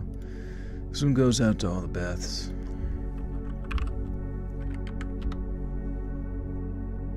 I acquired a 5-head. My brain grew so much from looking that shit up. Cantor leads the service with a rabbi. Oh, okay, nice. He does the brisses. How to... He's got like a big pair of scissors for the circumcision. How to say tefillo. Oh, tefillo. Okay, sweet.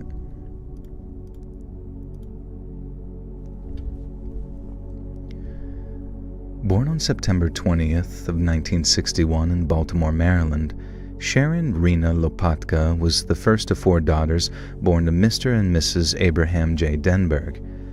As a young lady, she was a cantor at the Beth Tefillo Synagogue in nearby Pikesville and was a part of her high school sports teams and choir club. Peers described her as being a normal as you can get. I need to make this text smaller.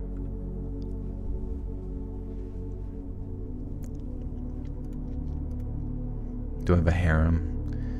Yeah. They're all outside in the shed.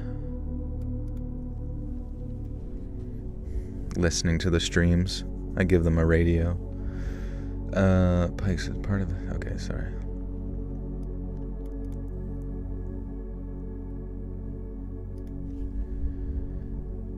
Peers described her as being as normal as you can get. And then sometime following her graduation in 1979, she began dating a construction worker named Victor Lopatka. Sharon's Orthodox parents didn't entirely approve of the relationship, but that didn't deter her in their... Oh my gosh. Sandra, thank you. Good to see you. Lopatka.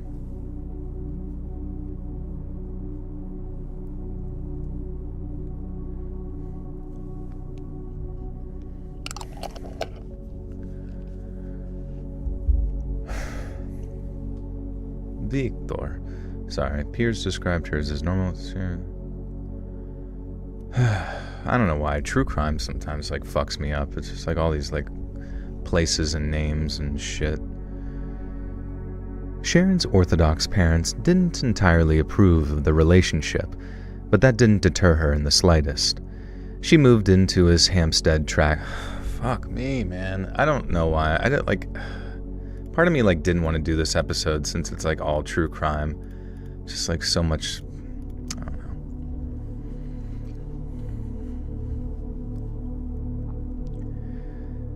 Sharon's Orthodox parents didn't entirely approve of the relationship, but that didn't deter her in the slightest.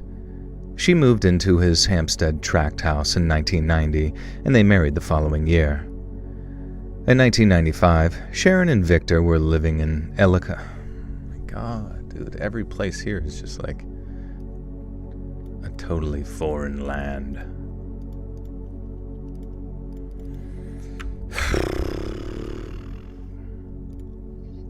Ellicott, okay.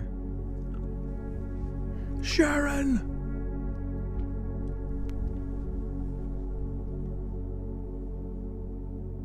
Ellicott. In 1995, Sharon and Victor were living in Ellicott City, and to bring in a little extra cash each month, Sharon began an online advertising business based out of their home. Her first venture, House of Dion, sold mail-order home decor guides for $7,000. I'm thinking way too much there. House of Dion. House of Dion.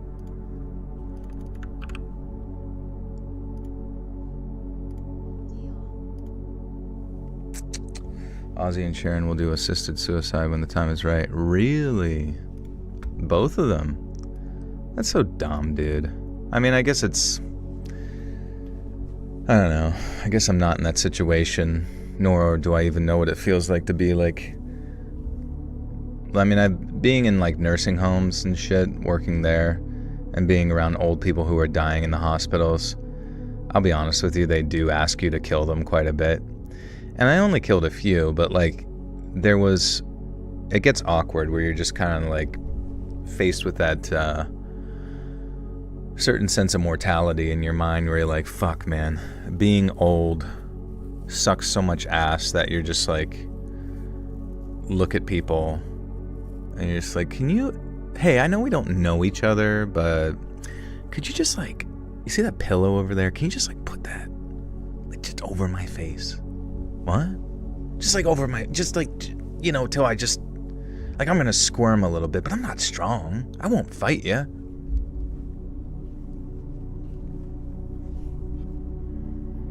But I don't know, just the idea of like getting into that position. 45, no. One day we'll be 45 asking for assisted suicide.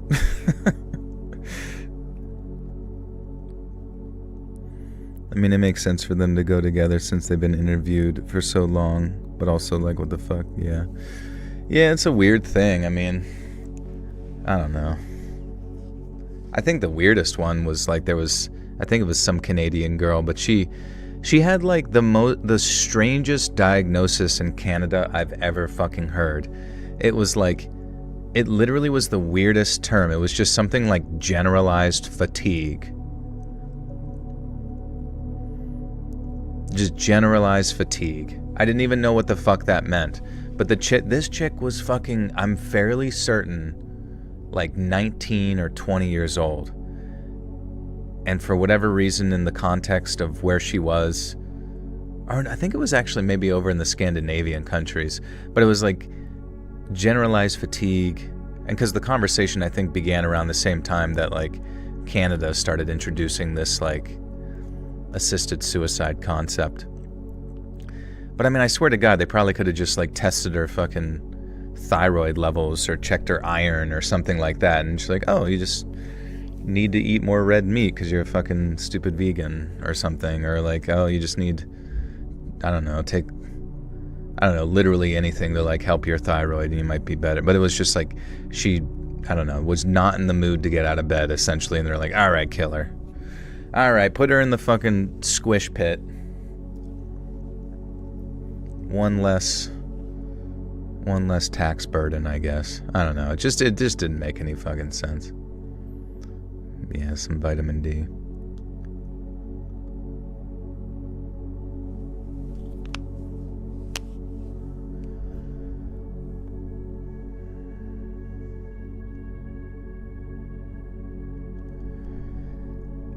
Her first venture, House of Dion, sold mail-order home decor guides for $7 apiece. An advertisement on the website read, "Home decorating secrets seen in the posh homes from the New England states to the Hollywood homes can now be..." Oh my God. I'm just like done reading, bro. I'm just not in the mood to read anymore, and I don't want to read anything ever again in my life.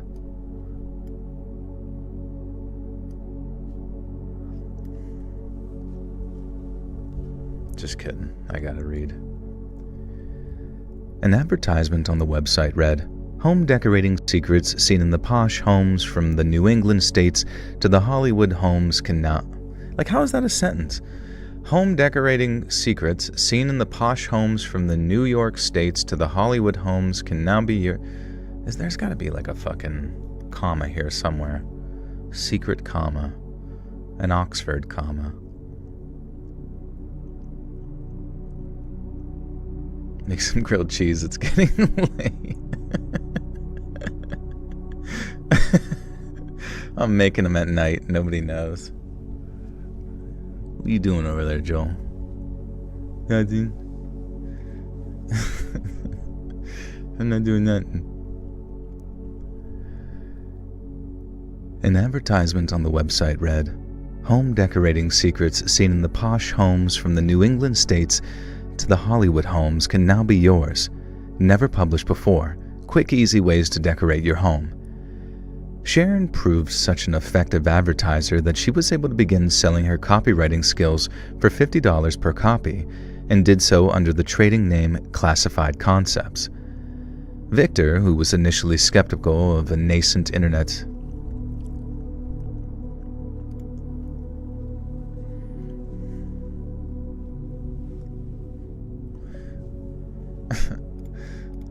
someone made a joke one time where they're listening to the stream and they're like, you go talk to your chat for like 20 minutes about some stupid shit and you come back and you're like surprised that the story's not reading itself or something.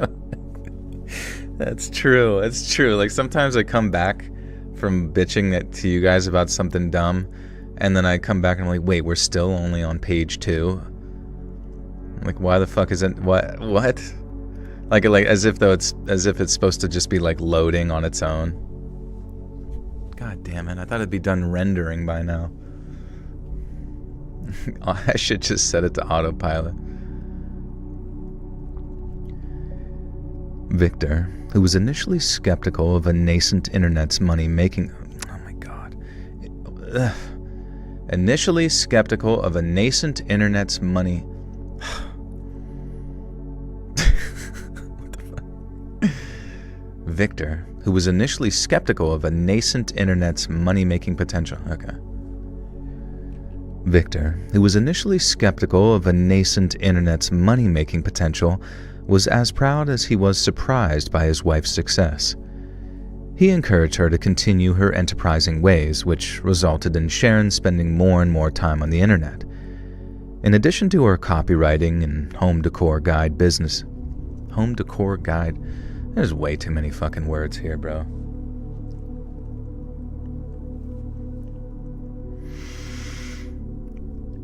In addition to her copywriting and home decor guide businesses, Sharon began managing the sales department for several websites offering psychic readings to its users. She also negotiated herself a percentage of sales from other services, some with premium rate telephone numbers by advertising them on her websites. Within just a few short months, Sharon had transformed their home computer into a home enterprise, and it's clear she recognized the internet's near-limitless capacity for commerce. Yet unfortunately, in her quest to provide for her family, Sharon began venturing into the seedy underbelly of the Let's Read YouTube channel. No, just kidding, I couldn't help myself. The seedy underbelly of Moist Critical.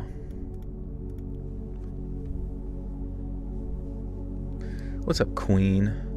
Got any conspiracies for us today? Oh, Queen, whenever they try to put robot parts on our bodies, what do we do to say no? Is it basically like everyone else is gonna be so fast and advanced that we're gonna look like monkeys to them because we don't have robot parts?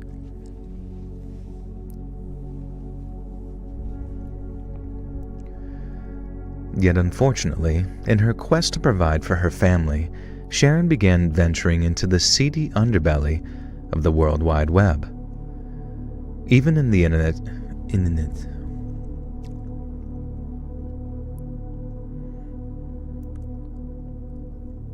Even in the internet's earliest years, the adult entertainment industry fielded a strong presence, having recognized the potential for widespread distribution and subscription-based payment systems. Sharon was no different, and immediately saw what a huge demand there was for online adult entertainment. With her strengths lying in marketing, Sharon offered her services to a number of distributors. In the beginning, there was internet porn. Ever since I understood the weakness of my flesh, it disgusted me. Yeah, what's that from again? I've heard that so many goddamn times. Ever since I've discovered the weakness of my flesh, it disgusted me. Oh, I know what that's from. That's like from a video game. Yeah, Warhammer. Yeah. God, that's such a good line. We gotta listen to that somewhere. Right now. Right the frick now. Let's see. Ever since I discovered the weakness. There it is. God damn, this is gonna be so sick, guys. Get ready. From the moment I understood the weakness of my flesh, it disgusted me. I craved the strength and certainty of steel. I aspired to the purity of the blessed machine.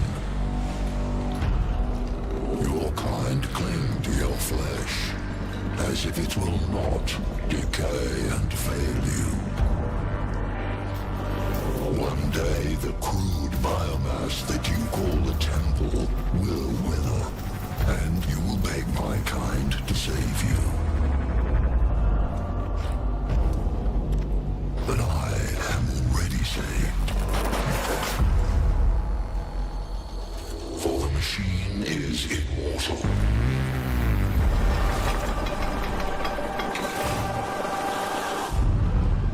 Even in death, I serve the Omnisire. Holy shit, dude. That does go fucking hard. Oh my god. Even in death, I serve the Omnisire. Honestly, I think Peter Thiel recites that monologue in front of his, like, full body mirror every morning. He just gets out of his, like, steam bath and has his, like, dick tucked between his legs and just says that to himself. Yes, this is our future. I crave the machine integrated into my flesh for eternity. Have you heard of the Trench Crusade? If not, look it up because I can't explain it. I think I saw that one animation or whatever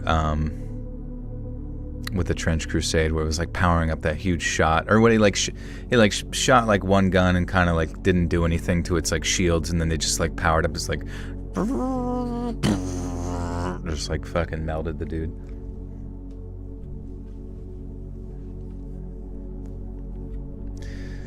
Alright. Within just a few short months, Sharon had transformed the underbelly of the world. But even in the earliest, Sharon was no different. Sharon was no different, and immediately saw what a huge demand there was for online adult entertainment. With her strengths lying in marketing, Sharon offered her services to a number of distributors, and once again found a huge demand for her lucrative skill set. Yet it wasn't long before Sharon observed another pattern of online behavior. The more extreme the adult entertainment, the more money there was to be made. Sharon noticed that those interested in the more extreme varieties, which depicted subjects being restrained, hypnotized, or chloroformed, would pay double, or sometimes triple what consumers of milder varieties were willing to hand over. And to her, it was a no-brainer. She could receive up to 3 times her regular rate of pay for the same amount of work, and so, under the pseudonym of Nancy Carlson, she once again raised her salary ceiling, much to the delight of her husband. As Sharon began tailoring her online expertise to the more perverse and depraved, she began selling her undergarments, and it's here that her interests appeared to shift from professional to personal. She transformed the mere pseudonym of Nancy Carlson into a full-blown online persona, and while visiting obscene chat rooms would pretend to... Oh. Dude, this chick was doing OnlyFans before OnlyFans, bro.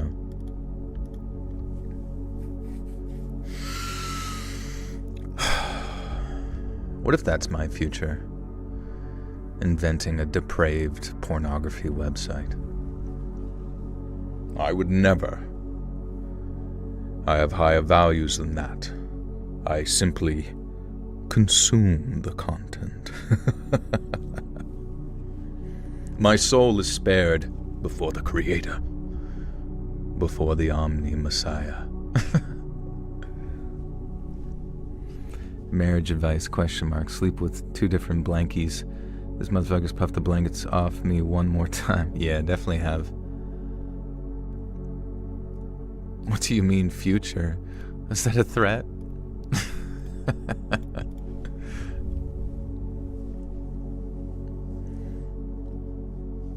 I consider myself rich in life because I'm off Thursdays and can stay up for the live.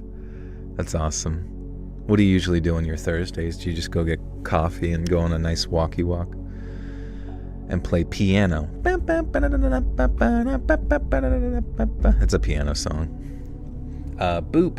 Welcome back. For 18 months, Just got done cleaning the camp bathrooms back in the chat. What story we're in? Camp bathrooms? Are you at a camp right now? That's cool.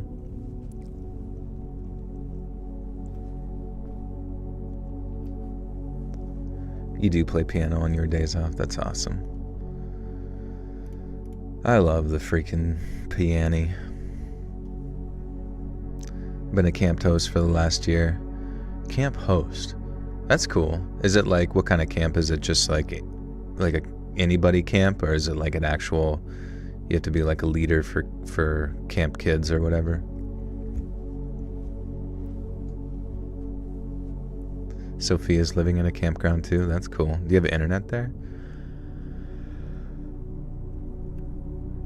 She transformed the mere pseudonym of Nancy Carlson into a full-blown online persona, and while visiting obscene chat rooms, would pretend to be a 300-pound dominatrix who starved. 300 pounds and starved. I thought you can tell where my brain is. Sorry. She transformed... Man.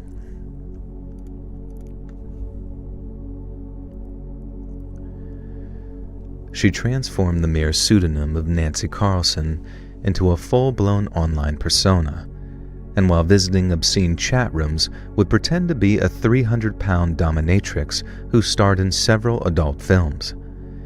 It's believed Sharon would offer a certain kind of online chat session in exchange for cash, which once again contributed to her ever-rising revenue. But somewhere along the way, her behavior took a dark turn. She began posting advertisements which claimed her ultimate fantasy was to be kidnapped, tortured, and killed by a masked stranger. Fuck! Son of a bitch! It's hard to say masked. Masked. Say the word gasped. Gasped. Gasped. That one's tough. Now say masked. Masked. It's not even meant to. I don't even think, like, phonetically it's even meant to work. I think someone wrote that and they forgot 2 or 3 letters in between. But now say gasped, masked. It doesn't work. It's not supposed to come out of your mouth. It's unnatural. It's like summoning Satanus. Wasps. Crisps. A bucket of crisps. Oh yeah, I'll take a water bottle and a bottle of crisps. She began posting advertisements which claimed her ultimate fantasy was to be kidnapped, tortured, and killed by a masked stranger, and did so with such authenticity that it generated a huge amount of activity.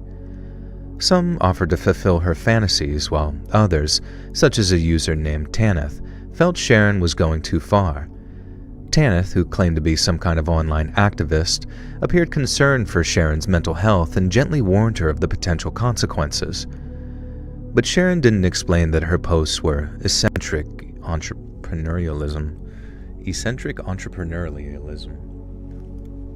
Eccentric online colonialism.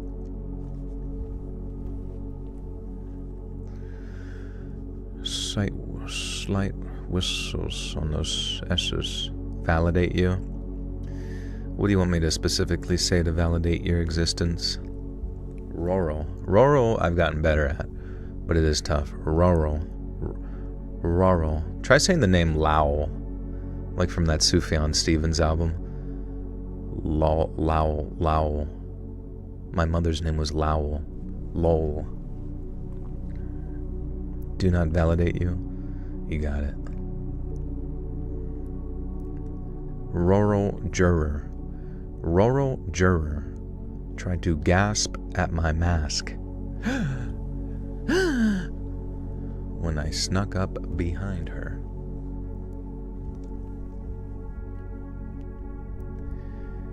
But Sharon did not explain that her posts were eccentric entrepreneurialism. Eccentric entrepreneurialism. I can't even say Sufjan. What do you mean? That was correct. Sufjan Stevens. It's not Sufjan. You better not be saying Sufjan.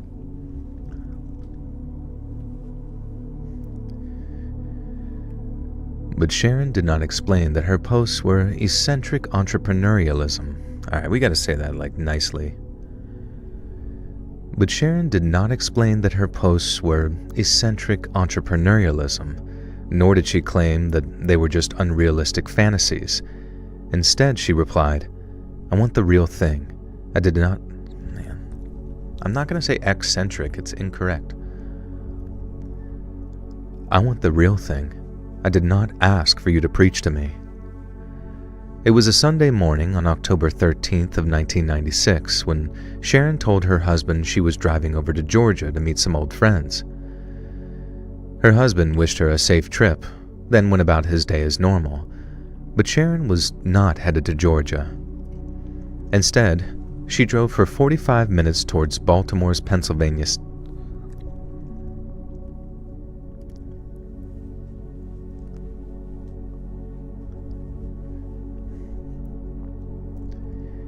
Instead, she drove for 45 minutes towards Baltimore's Pennsylvania station, then arrived in Charlotte, North Carolina at around 8:45 p.m. Around the same time she arrived in Charlotte, Sharon's husband noticed a handwritten note she'd left lying on the kitchen table. It's not clear exactly what was written, but not only did Sharon request that her husband refrain from searching for her, but she wrote, "If my body is never retrieved, don't worry. Know that I'm at peace." Victor rushed to inform police that his wife was missing and potentially in danger, but it was already too late. Sharon had already met with the man she'd made an unholy arrangement with. I need to get some fucking water. Sufjan isn't pronounced Sufjan, but I don't know how else to pronounce it, so I just don't say anything. I think it's Sufjan. I think it's like a soft J. Soft jelly J. Sufjan.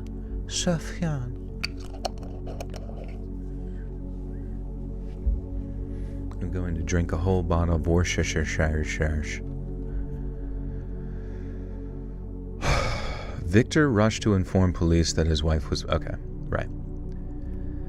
Victor rushed to inform police that his wife was missing and potentially in danger, but it was already too late. Sharon had already met with the man that she'd made an unholy arrangement with, Robert Glass. For nearly 16 years, Robert Frederick Glass lived an unremarkable life as a computer analyst working for the government of Catawba County. Alright. I gotta first figure out how to say... Whoops. What the flurp? What the hellevante? What the helter skelter? What the Helen Keller? Catawba. Okay.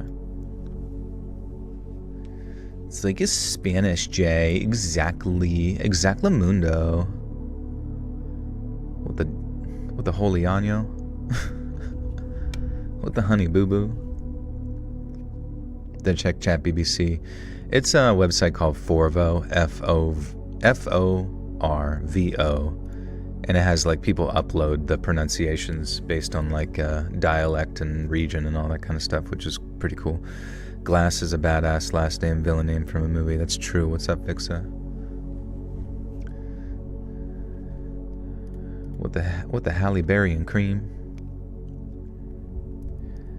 Victor rushed to inform police that his wife was missing and potentially in danger, but it was already too late.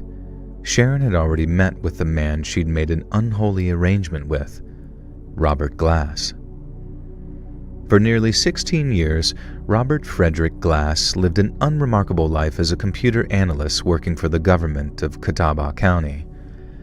He wed a woman named Sherry, with whom he'd shared 3 children, and their marriage lasted 14 happy years until May of 1996, when Sherry logged onto her husband's computer. There in Robert's email account, Sherry found several emails she later described as raw, violent, and disturbing. Under the usernames Toyman and Slowhand, Robert had secretly been visiting illicit chat rooms for years. But he wasn't simply swapping pillow talk with like-minded strangers. He seemed to delight in the prospect of inflicting suffering on the innocent. and he did so in a way that suggested was old Toy Hand. Justin, wasn't your old username Toy Hand and Slow Hand? Or Toy Man? Toy Hand? Or maybe that was Fry. Hey, thank you, Sarah. You're craving a crunchy pickle. You better get it. Better get it while it's still crunchy. How do I keep track of everyone? I guess you just kind of get used to it. The one weird thing for me sometimes that I realize throws me off is when people come in with different profile pictures, because I'm kind of like a faces person, right? And then in real life I'm definitely a faces person first and then names, and so it makes it easy here where it's like I see your PFP, which is your face, and then I see your name, which immediately creates the direct connection. But then when people change their profile picture, if they're not like blatantly irregular all the time, sometimes it just like catches me off guard. I'm like, wait a second.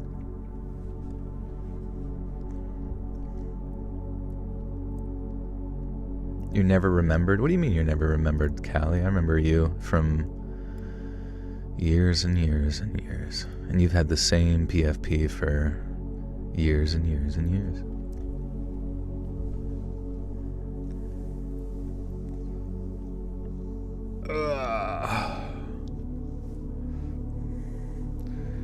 I've had the same, yeah, Vixa, yeah, yours is, and it's funny because, like, I don't really know exactly what the PFP pictures are of people, because all I see is, like, little images, so sometimes my brain just kind of, like, fills it in, because, like, from a distance on you, Vixa, I can tell it's, like, or at least what I see, it's, like, a purple background, and to me, I just associate it with some sort of, like, simplistic anime girl's face or something, but she's, like, trying to appear slightly mysterious or something.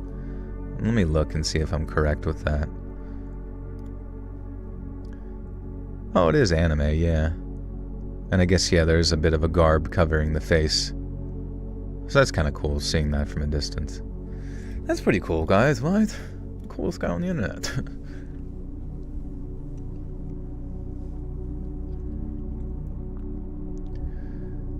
Under the usernames Toyman and Slowhand, Robert had secretly been visiting illicit chat rooms for years. But he wasn't simply swapping pillow talk with like-minded strangers. He seemed to delight in the prospect of inflicting suffering on the innocent, and he did so in a way that suggested it was far more than just a mere fantasy. Sherry promptly filed for divorce, and given the nature of his indiscretion, Robert Glass lost access to his children. This proved understandably devastating for Robert, but instead of pulling himself away from such perversions and living a cleaner existence, he poured himself into his depravities as a coping mechanism. Over the months that followed, Robert sank deeper and deeper into debauchery and grew steadily more fixated on the thrill of inflicting suffering and taking lives. Then eventually, in August of 1996, Robert Glass found one of Sharon's posts, and the two began an unhealthy and obsessive online affair. They exchanged 900 pages worth of emails in just over a month, before eventually coming to a nightmarish agreement. They would meet up, then after a few final days of depravity, Robert would end Sharon's life.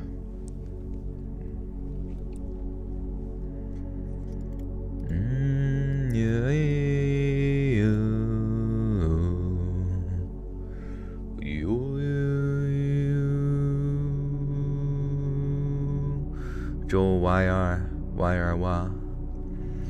Would you like to meet most from chat?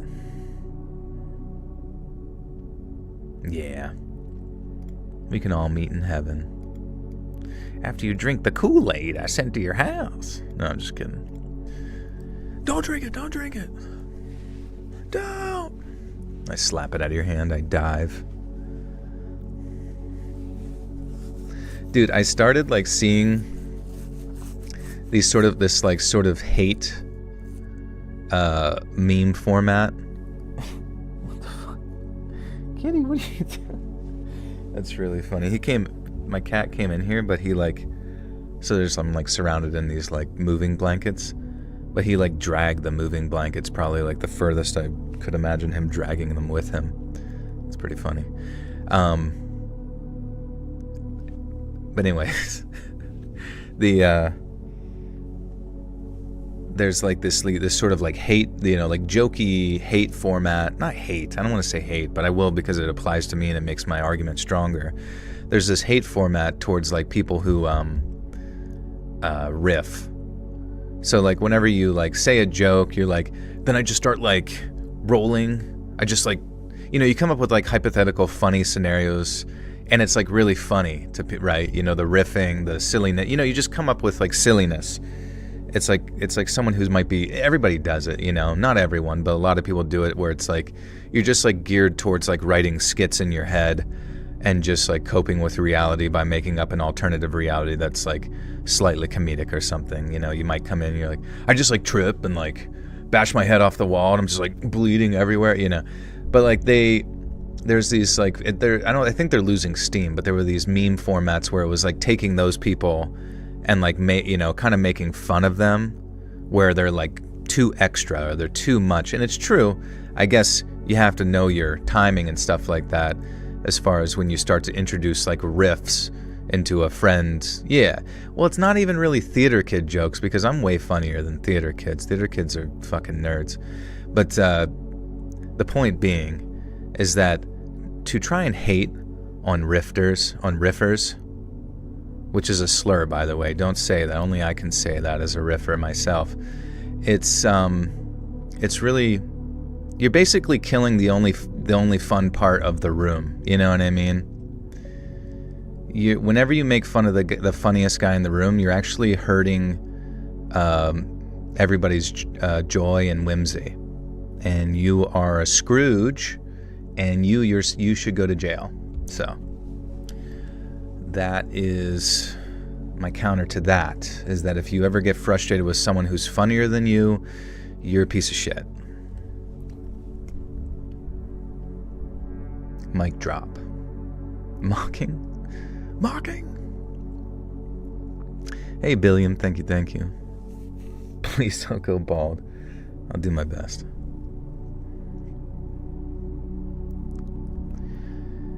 They exchanged 900 pages worth of emails in just over a month before eventually coming to a nightmarish agreement. They would meet up, then after a few final days of depravity, Robert would end Sharon's life. During the missing persons investigation that followed her husband's report, detectives gained access to Sharon's computer, and it's here they discovered the exact nature of her communications with Robert Glass. Maryland detectives swiftly contacted their North Carolina counterparts, who arranged for Glass's home to be put under surveillance. Officers then spent 24 hours staking out his house, but there were no sightings. Kitty, I don't even know where you are. I don't even know where my cat's at, but I can feel his little goopy body down there. Maryland detectives swiftly contacted North Carolina counterparts, arranged for Glass's home to be... Oh, yeah. Is you the search warrant?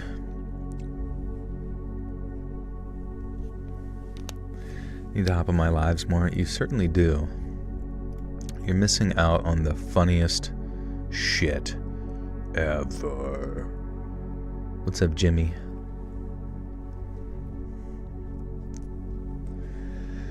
I was going to say, did you hear that Jimmy Carter died? But then I just remembered he actually did die. Because that was was it Oni Plays or whatever? They would do the joke where like, Jimmy Carter's dead. And they're like, no, he's not. He's not dead. But then now he is dead, so it's kind of whatever. Too soon. I didn't kill him.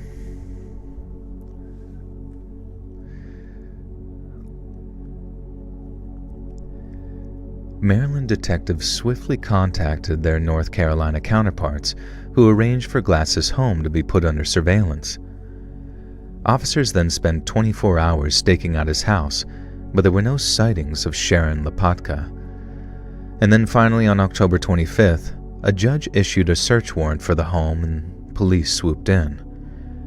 Inside the house, officers discovered several of Sharon's belongings in addition to bondage equipment and drug paraphernalia. They also uncovered a .357 Magnum handgun along with several computer disks which appeared to contain child exploitation material. But it wasn't until officers searched the home's backyard that they made the most chilling discovery of them all. Buried under a mound of soil around 75 feet from the house, officers unearthed body parts belonging to Sharon Lopatka. Glass was at work when he was arrested, and then after being charged with first-degree murder, he was held without bond at the Caldwell County Jail. He pleaded guilty to voluntary manslaughter and exploitation charges on January 27th of the year 2000 and was sentenced to between 3 and 6 years. What? Voluntary manslaughter? He didn't get murder? Is that like something that's like in the legal precedent where you can just like, if someone asks you to kill them, you can do it? What? What did they use? Did they use like a leg? Maybe they'll say here, but did they use like a letter or something that she left to say like it's all chill?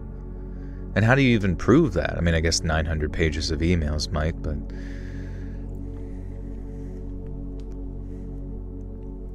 People can sign up to be cannibalized. Do the cannibals get...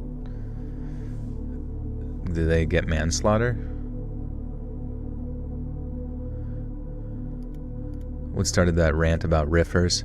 Well, I don't know, I always riff, and it reminded me of that one skit that I saw where it was basically trying to act like people who make jokes are actually not cool anymore. Guys, someone who comes up with random funny ideas in their head to, make a situation more comedic, they're actually like... but it's like there was no alternative within that skit's idea. There wasn't like a blatant... First off, they were creating a hyperbolic representation of the riffer, and then on top of that, there was no alternative. Like the only alternative to nobody riffing in a situation is essentially the most boring person in the conversation feeling justified in the fact that they're wildly, wildly boring and unexciting and can't think of anything funny to say, which is fine. You don't always need to think of funny shit to say, but you're not funny by making fun of the funny guy. Just because you drag people down into your deathly hollow does not make you the king's jester.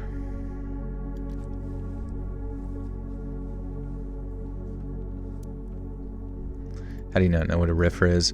Honestly, for me, I never knew what a riffer was until I got older.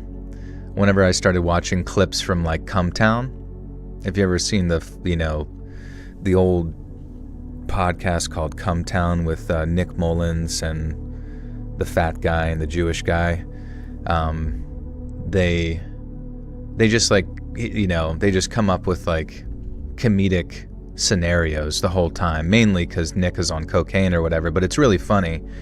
And then they coined the term, or somebody coined the term of like riffing, where you just kind of like keep going back and forth as friends, expanding this like hypothetical skit like comedy. You're riffing off of each other. I don't exactly know the origins of the word, but I used to always do that with my friends growing up, and I remember it was like a pretty big indicator to me of who would be my friend if they could keep up with my riffing. And I used to get like a deep sense of like disgust from the people who, whenever I would riff, they would say stuff like, oh, he's just in his own like little world. He's just like in his own little world over there. And it's just like, whatever this guy's name is, Robert Glass, you right now. I don't even care. I wouldn't actually, but you get the idea. Robin Williams was the riff king. Yeah, he was great. Basically, you're just like constantly improving, and you're just like so ready for theater. Was I bullied in school? I don't know. I think everybody was kind of bullied to some degree, if you were a dude especially.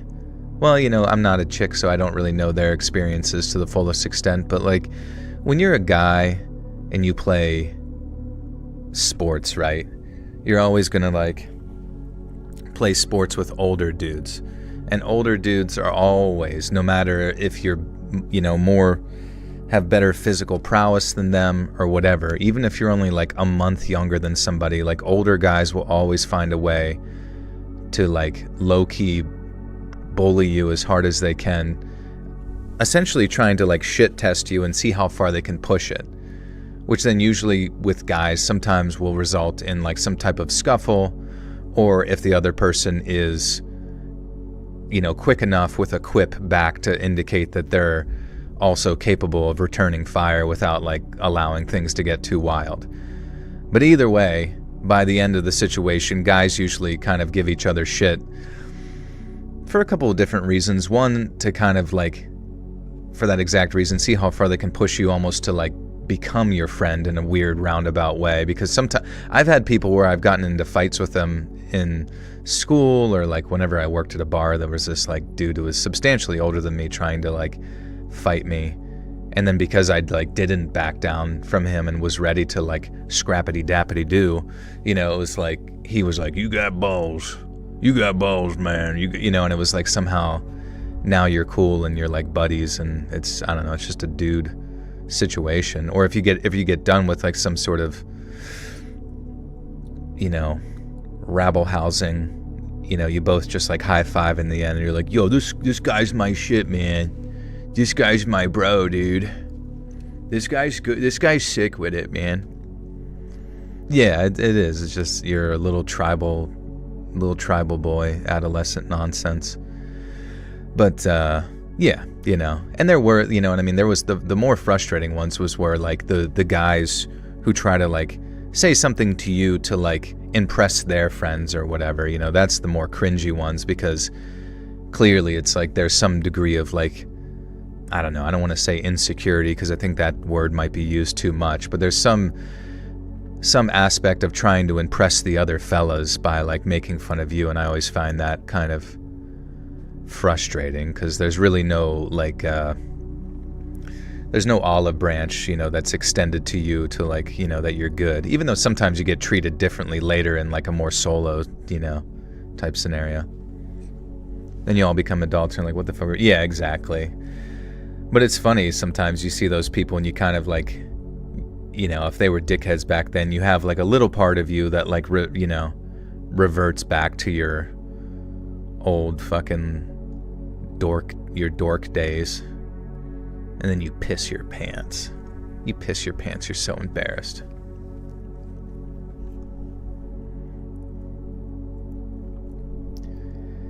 He pleaded guilty to voluntary manslaughter and exploitation charges on January 27th of the year 2000, and was sentenced to between 3 and 6 years in the Avery Mitchell Correctional Institution.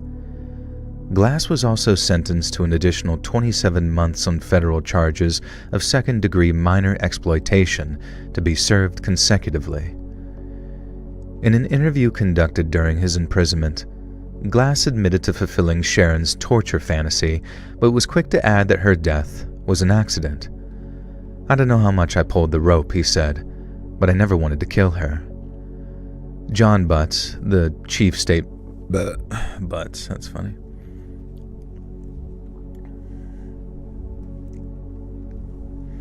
Now, a lot of people bully by being fake nice. What, like talking behind your back or something? I also think, maybe the definition of bullying has changed. Because I am curious, like, to what extent the... you always see in, like, every horror movie, there's always, like, the stupid fucking trope of the school bully, who is just, like, vitriolically evil, and the only reason he is because he goes home to, like, some sort of alcoholic father, and it's kind of like the typical, like, Stephen King trope or whatever. Which, like, is kind of a, description of the kid's upbringing, and why he acts that way in school. But I want it to keep going. I want to find out why the dad's an asshole. Oh, he drinks? Okay, sure. Why does he drink? Oh, he's in the military? Okay, well, why was he in the military? I want to see it. I want to just keep going back through the lineage, trying to explain the psychology behind a bully to the point that the audience gets, tired. I've been cyberbullied, literally just the worst, would not recommend. Yeah, you just gotta get off the internet, honestly. That shit's fucking lame. I don't know. I honestly don't even really think most people should really participate in social media till they're definitively probably honestly for your mental health ever, or when you're out of high school. I don't know. I feel bad for modern day kids where there's just so much shit on the internet that you have to keep up with and know and feel neat, I guess. I don't know. Did you watch the Steve Gerben episode on Flagrant? No, I haven't never heard of any of that, honestly. They'll be like, hey, Shotty, you so cute, I have a crush on you. Then if you give into it, they laugh at your ass. Is that online or is that in real life? Because that would suck. That would be the worst if there was actual girl bullies where they come up to you and just try to... I don't know. I could see in some weird ways, because there are phones around and people can film it. I guess nowadays, bullying in school. That's true, yeah. The fake friend. I guess that would be an actual tactic. Where they're trying to do one of those school interviews or something so what you do for fun? And then it's just the really weird kid. Actually, I like to light off fireworks inside of grasshoppers' assholes. And then it gets 50,000 likes and shares.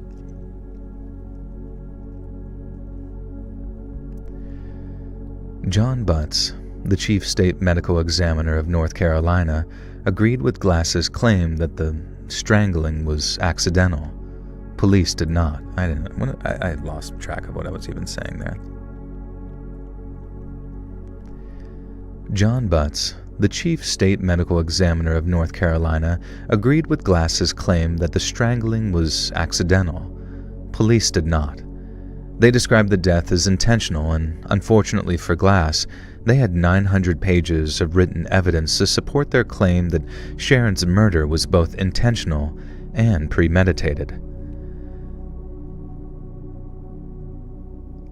Lopatka. How do you say that again?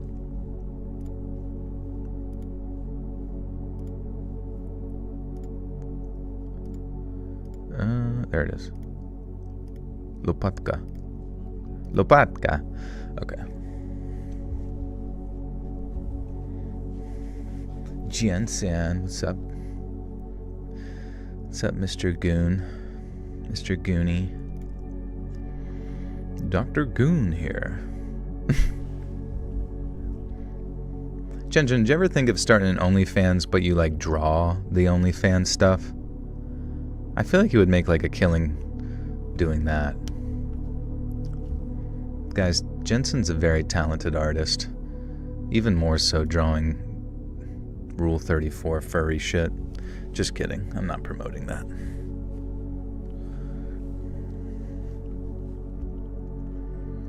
They described the death as intentional. The Lopatka case was reportedly the first in which a murder suspect was put in custody by a police department based purely on email evidence. Then, in its aftermath, most of the media coverage emphasized the dangerous consequences of meeting strangers from the internet. Several people requested that a type of censorship be created to better protect humans from killings like that of Lopatka's. Scott Bradner, a consultant with Harvard University's Office of Information Technology, vehemently disagreed. Blaming the medium for the difficulty of some people who exist in society is wrong, he said. It's the Luddites. It's the Luddites of the world who claim new technology is inherently evil. Sharon's case might be symbolic of the risks associated with spending too much time online, but her malady is not a new one. One evening in September of the year 97. Oh, okay. I was not ready for a 1791 flashback in a true crime story at all. The Luddite Bros. What's up, guys? It's me, Joel Luddite.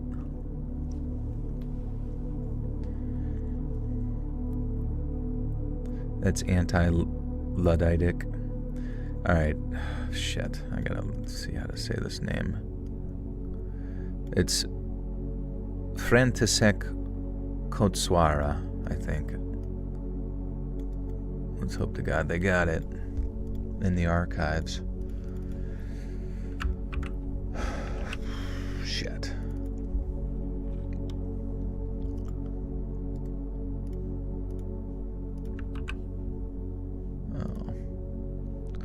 Oh man.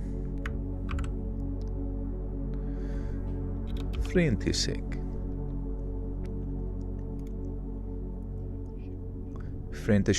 Okay. Where are we at again in this story? Czech. Okay, so it's Czech, so it's František. František. That's kind of a cool name. Just because you're paranoid doesn't mean they aren't following you. Remember that, okay? Dude, I had somebody come to my house today, like a salesperson. It was fucking weird, man.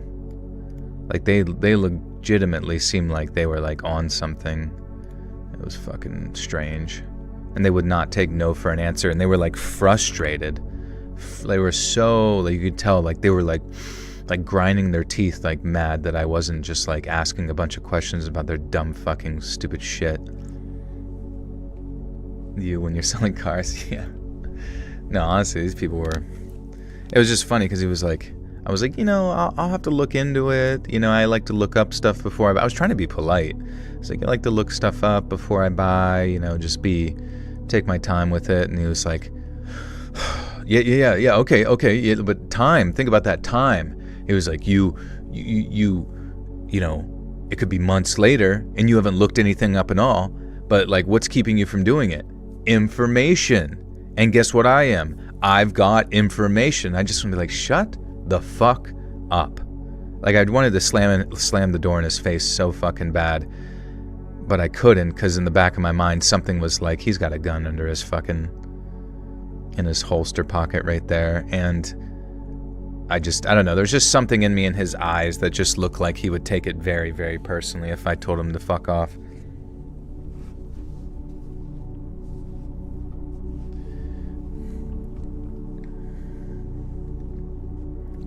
How to say...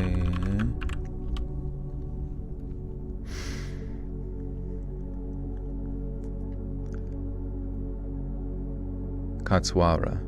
Wait. Kotswara. I can't. This is too much, man. František Kotswara. Sharon's case might be symbolic of the risks associated with spending too much time online, but her malady is not a new one.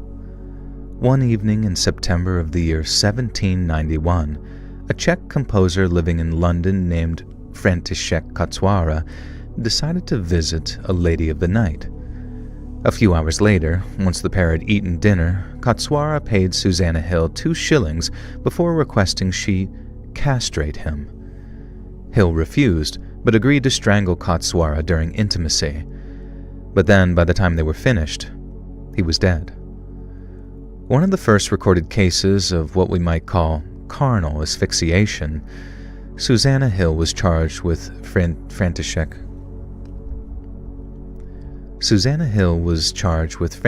Kotswara's murder. But following her trial at the Old Bailey on September 16th, the jury was accepted... Damn it to hell.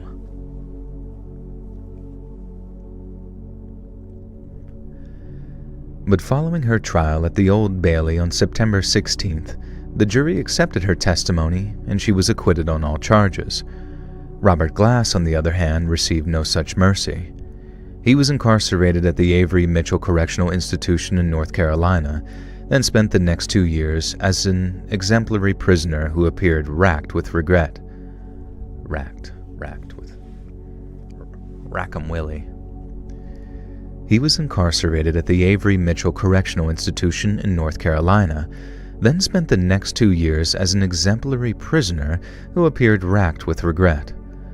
The guilt seemed to have weighed heavily on Glass's heart, too, because on February 20th of 2002, just 2 weeks before he was set to be released, he suffered a massive myocardial infarction. Glass was rushed to the Spruce Pine Community Hospital, but was later pronounced dead at exactly 1:30 a.m. the following morning. His death marked the end of a terrifying chapter in the history of digital criminality and illustrates what can happen when dark, violent fantasies collide with the harsh light of reality. Dude, Sam's so fucking good at writing true crime. Like, I genuinely, I've listened to other people with the infarction, Your Honor. He had a myocardial fart.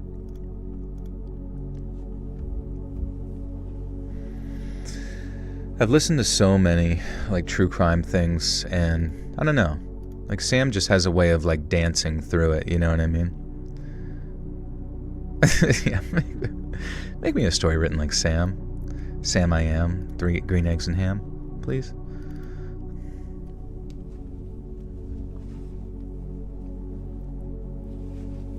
How do I keep my motivation to stream? Well, so I'm on a YouTube schedule, right? And I release new videos every Monday and Thursday, right? And if I don't release a video, YouTube kills me. They come to my house, they spank my butt with a really sharp bamboo stick. And so I stream on Sundays and Wednesdays so I can keep up with that schedule of releasing, so I can avoid the very, very painful bamboo spankings.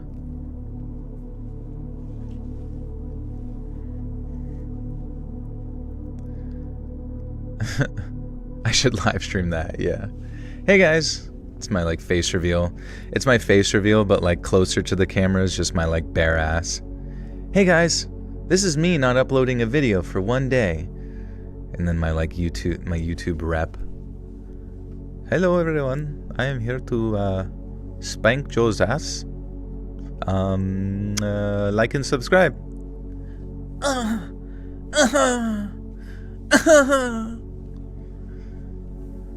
That's the sound of joy. Alright, in the pre-dawn hours of cool September morning back in 1998.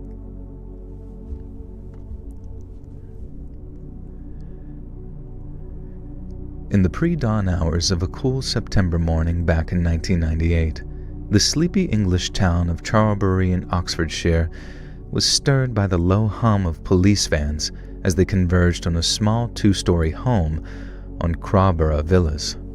Man. These are just made up Dr. Seuss places, bro.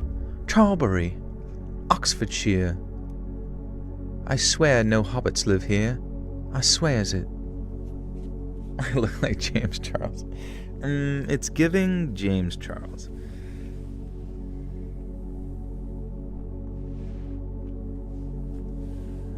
So funny. I have a cat bed right at my right foot, but Pradeep refuses to sleep on it and just lays at the left side, just on the cold floor.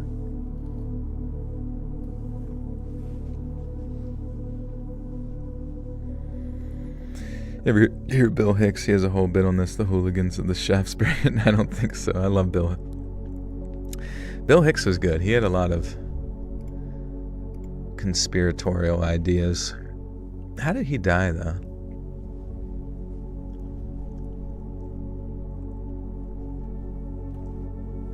It's giving Bombaclot. But you scream Bombaclot, but you actually have one. And half your face just droops. Bombaclot. He became Alex Jones. Did you see Alex Jones was crying? Whenever you know how they arrest what's his name, Jeffrey Epstein once, I guess, back in 2008, and then it took years for that case to come back, and then and then they arrest him more recently. He supposedly ends his own life, right? And then his madame, or whatever, his cohort, Ghislaine Maxwell, who somehow knew how to like fly helicopters and submarines and all that kind of stuff, she gets arrested. And you know, we hear for years and years from all these people within like you know, the social media influencers of like the more conspiratorial conservative side, saying that there's like an Epstein list, a client list, and we're going to hear about all this kind of stuff. And then they're just randomly like, actually that doesn't exist. And why do you guys even like care? Like, just because like a bunch of kids were like trafficked around and many people in high positions of power in politics and media were like blackmailed by some foreign entity, like why does that even like matter to you guys anymore? Like, shut up. And then like to the extent that fucking Alex Jones, you made Alex Jones cry. How dare you? How absolutely dare you? How absolutely dare you? 20 years for trafficking nobody to nobody. Yeah, exactly. I don't know. I mean, honestly, ask yourself, like, what happens next? Because there was like a whole swath of like people on the conservative like conspiracy world who were like, that was like their thing. You know, the whole QAnon thing was just like Trump was gonna like bring the children out of the tunnels holding their hands, and now he's, you know, bringing them back in the tunnels holding their wieners or something. You know what I mean? Like, it's like what happens now whenever like you're like every aspect of your government feels like it's compromised in some way, you know what I mean? I don't know. You said it was misdirection. Misdirection from what, though? I'm just confused, though, because it's like it's seemingly probably the most important story of the government's history, in my opinion, for the past like 100 years. Because you know, if you have an indication that like a foreign entity is like, or even intelligence agencies are influencing your government via blackmail and human trafficking, it's probably not the only time it's been done, you know what I mean, through little old Jeffrey. I don't know. Like this status, if you personally know someone... Oh, yeah, right, yeah. Everybody's just going to go back to being into zodiac signs. The government wouldn't ever lie to you. Oh, yes, they would. True. I mean, it's like... I don't even know if... It just sucks, because usually they used to be good at lying to you. Like, what they could have done, in my opinion, is have, like, a few major fall guys. Like, they could have introduced some new characters, right? Timothy Zackelmoyd. He was an investment banker with JP Morgan or something like that. And he wasn't that far up in the company. They didn't even know. He was, like, sort of like a gopher, kind of a dork, kind of a weirdo. We didn't know what, honestly, some people even joked, what's on his laptop, dude? You know, they could have had like 3 or 4 of those guys in like the major things, and those would have been the fall guys, and they would have taken the brunt of like this like list, right? And then the, you know, but this idea that somehow like you're going to re-victimize the victims by like not discussing the actual actions of the criminals is like the most illogical jump in logic I think I may have ever heard in my life. But that's the thing, is like now that everybody, especially on like the conservative right, who like distrusted or like were curious about things, but that was like their one little shred of whatever, you know, to maintain. But now that they like look at like a character like Darnay Trumparoo, and see some sort of abstract compromise from both the intelligence agencies and foreign entities, all pertaining to that, like there's really no coming back from that, right? Like there's really no like regaining of trust from like his base. There's no more red meat. I mean, like, even whenever he's like sitting there almost like being like kind of rude and angry, like, why are you still talking about that? Why are you still talking? Like, that in and of itself almost kind of feels like a admission of guilt in like an abstract way. I don't know. It's just very weird.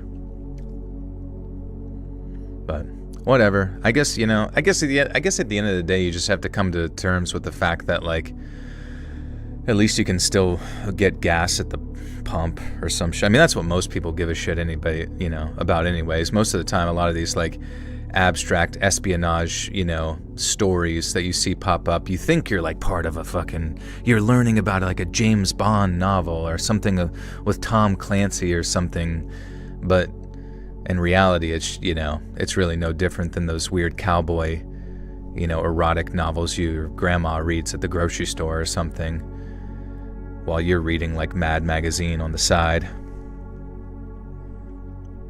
And then you go back to just, like, eating your candy bar and playing Tony Hawk Pro Skater. Kristen Baker, welcome back. For 10 months, says, put a small blanket in Pradeep bed with your scent on it, and he'll sleep there. I just figured, like, his own scent would be of import to him enough. I think the more sobering question is how much corruption do world leaders look the other way once, just for the sake of keeping the world running. Well, that's a good point too. I mean, like, yeah, if we would have probably seen the Epstein list or whatever, and you come to find out that your entire nation, on both, you know, at least in the American context, on both sides of the left versus right paradigm, are compromised, and like everybody in tech is compromised, every other billionaire in business is, you know, every investment, you know, if you just found out like all these people, I mean, it would quite literally bring the economy crashing to a screeching halt, because I don't know, I think it would be almost like maybe as powerful as like a sudden and abrupt reveal of like aliens, you know what I mean? If aliens showed up and just started doing some crazy shit over New Jersey again, but for realsies this time. But I don't know. I mean, life always finds a way. And we're always looking for, like, you know, typical barter systems to exchange goods so we can get said stuffed crust pizza, so. J.D. Vance Lee said in the podcast a lot would fall down if the list would be released. Yeah, and I guess that makes sense too. But, well, I guess the world goes on, and it's kind of up to you if you want to, like, keep participating in its, like, facade of sorts, or, like, sitting, I don't know, there's so many people that sit there and, like, trust it and pretend like, oh, this is it, man. Whoa, did you see that? That was a real big embarrassment. Wait till you see the poll numbers. And it's like, who cares anymore, man? Just try and get your bag while you fucking can. This shit is coming down fast. The sleepy English town in Charlbury, Oxfordshire.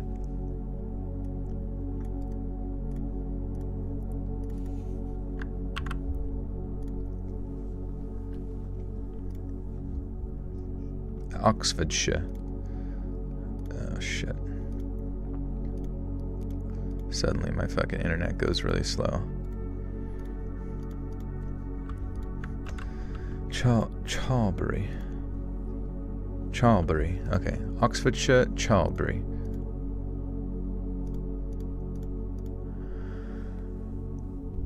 And Crowborough.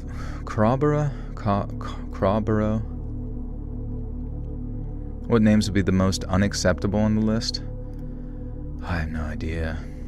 You gotta think of some.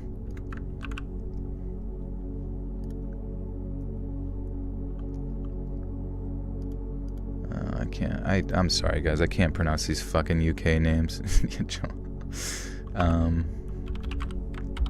Probably Santa Claus. If I saw Santa Claus on there, I'd be so sad. What's he doing in the North Pole to those poor little elves?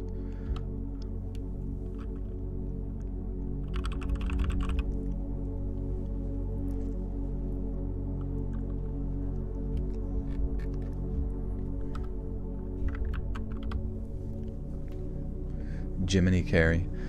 Crowborough. Okay, Jesus Christ. Bob Ross. Oh my God. Bob Ross and Steve Irwin, and I would just like shit my pants and be like, wow, there are no angels. In the pre-dawn hours of a cool September morning back in 1998, the sleepy English town of Charbury in Oxfordshire was stirred by the low hum of police vans as they converged on a small two-story home on Crowborough Villas. I gotta try that again. As they converged on a small two-story home on Crowborough Villas. The detached house, a faded Victorian property with peeling paint and a small front yard, was their target's last known address. Intelligence suggested he lived alone and was deeply paranoid, often keeping erratic hours and using multiple exits and entrances on the off chance he was being tailed. A dog unit stood ready in case he attempted to flee via the back garden, through which he had access to the dense woods which surrounded the town. Charborough. It's crazy how in the early 2000s everyone who talked about Illuminati was crazy conspiracy theorists. Now everyone knows it's real. COVID woke. Yeah, I mean, I don't know. I guess it just comes down to your definition of what you would consider a Illuminati. You know what I mean?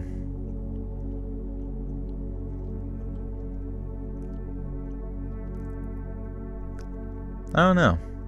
Yeah, I almost wonder, honestly, ask yourself, like, if you really could know, if you could really look behind the veil and, like, see the absolute truth and understand the inner workings of, you know, the power dynamics of, like, Earth and reality as a whole, would you even really want to know it? Like, would you even be able, like, say you went to that job every day where you knew that,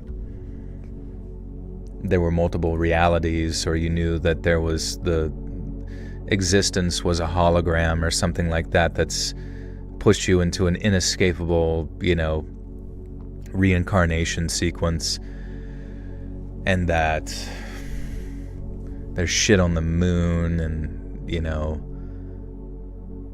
I don't even know, you know what I mean? Like, just all this, like, would you even really want to know it? What would you even do with that info? Go on podcasts? What would you even tell them? You're like, how do you know this? And you're like, well, the guy during the live stream, he asked me if I wanted to know, so I said yes, and suddenly now I know. Who's this live streamer? His name's Joel. He's like really funny. I think he's cute. I don't know what he looks like. A dog unit stood ready in case he attempted to flee via the back garden, through which he had access to the dense woodlands which surrounded the town. Acting on a tip from the U.S. Federal Bureau of Investigation, the dawn raid was timed for 5 a.m. sharp, an hour when only the farmers working surrounding fields would have stirred from their slumber. Oxfordshire police... Oxfordshire.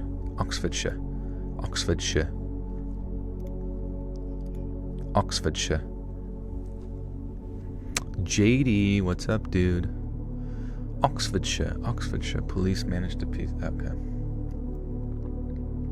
That's how I measure things usually. A dog unit, yeah. One dog shit. I would want to know because I use knowledge to just be more present. It used to be.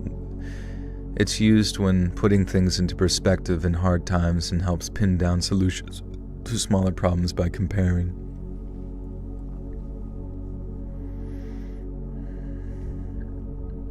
Just got back from Bible study. That's cool. What'd you learn?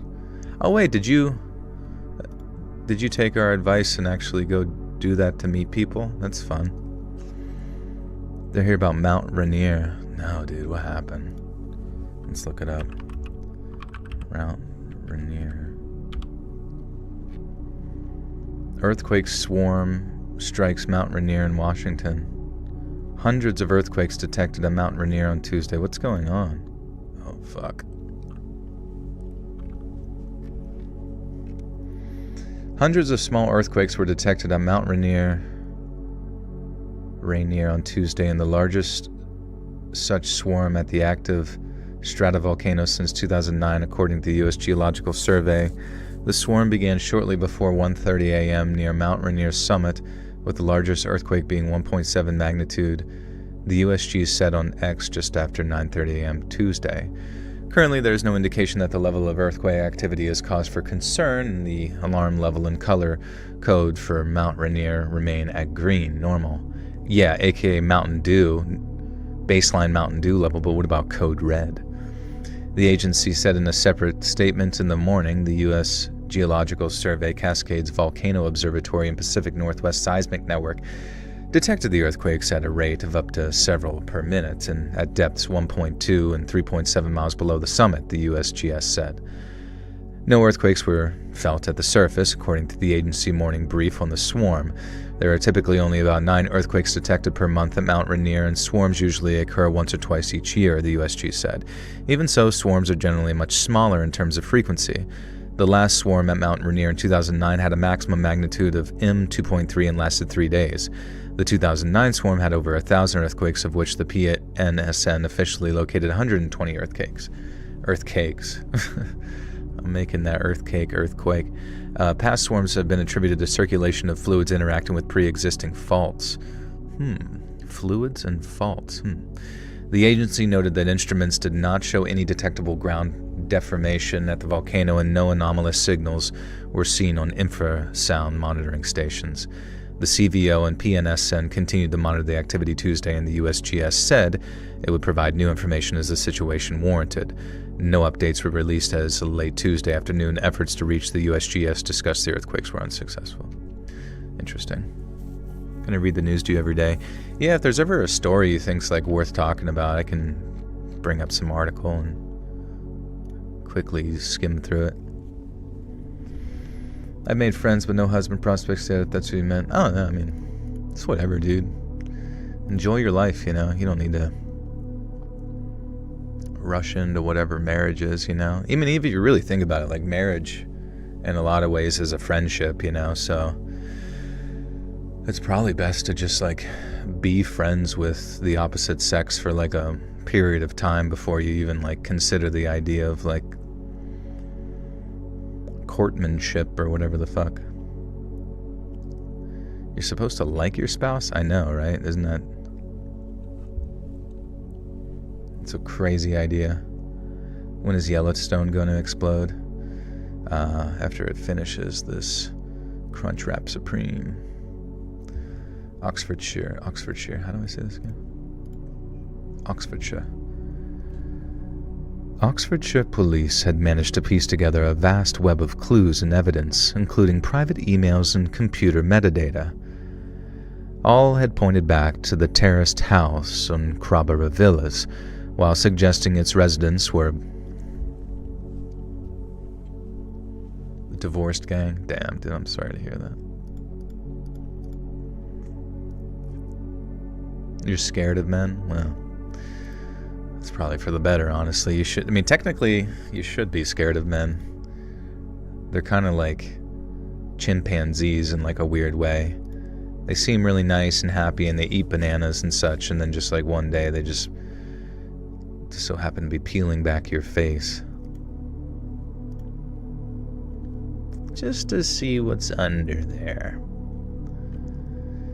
That's what happened to me. Because I remember whenever like Michael Jackson passed away, they were doing an auction to get rid of the chimpanzee, and I was first in line.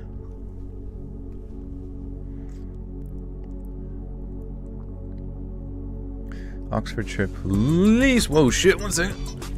Oh yeah.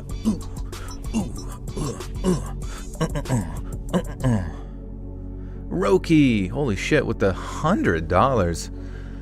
I have my first appointment with mental health specialist next week after dealing with MDD PTSD. I'm excited, but scared since the mental health system isn't the best. Also, I'm cutting potatoes for dinner and threw a piece for my dog. He tastes it and now I'm terrified of it. That's funny, yeah. I feel like dogs always hate potatoes unless they're like fried and covered in shit. But Roki, thank you so much, and yeah, best of luck with the mental health specialist, and remember to, one of the best ways to sort of manage mental health is exercise and, socializing and a good sleep schedule, getting out in the sun, all that kind of stuff too. So don't Don't ever forget about the natural approaches, even though obviously I don't fully understand everyone's experiences, but thank you for the 100 buccarinos. Seriously.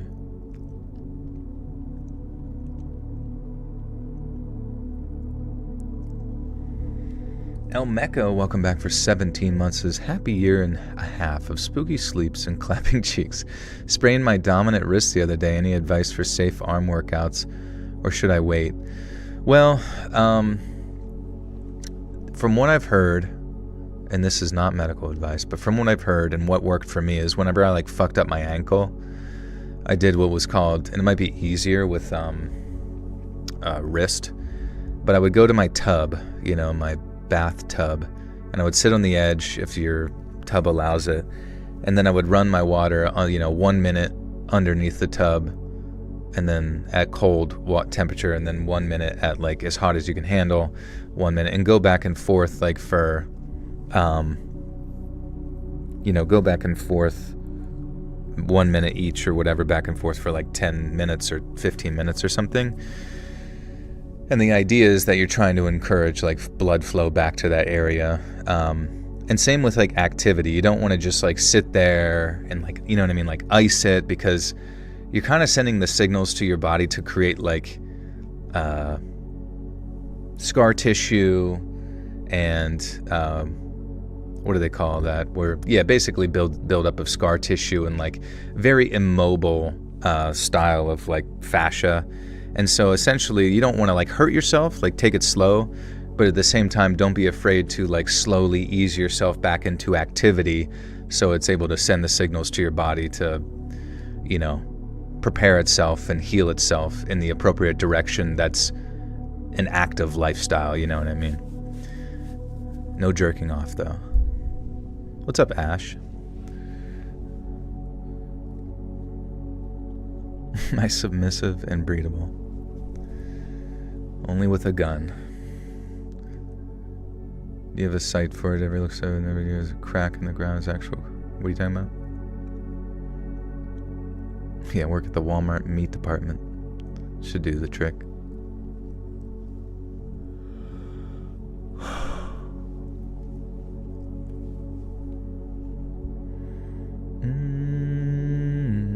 Yeah, guys, thank you for giving your experiences to Roki. I mean, it really does help when you have a community of people who may or may not have gone through those experiences, because I have no experience within the mental health world, you know what I mean? It genuinely, it scares me, medication scares me, all that kind of stuff. Oxfordshire police said Crabera,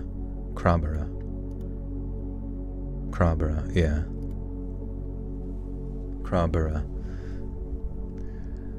Oxfordshire police had managed to piece together a vast web of clues and evidence, including private emails and computer metadata. All had pointed back to the terraced house on Crabera Villas, while suggesting its residents were part of a colossal global network. While suggesting its resident was part of a colossal global network of child-abusing cybercriminals. At 4:55 a.m., a team of 12 tactically clad officers from Oxfordshire Police assembled outside the house. One stepped forward, his fist hammering on the door before he yelled, "Police, open the door now." While no response came, a battering ram splintered the front door's lock, and the officers flooded inside. The ground floor was a mess of stacked newspapers and unwashed dishes, with the smell of old cigarettes hanging in the air. Torch beams swept the darkened rooms as officers moved methodically, clearing the living room and kitchen. Upstairs, they found 28-year-old Ian Baldock in a back bedroom, startled awake and scrambling to pull on a jacket. "Hands up, don't move," an officer barked. Baldock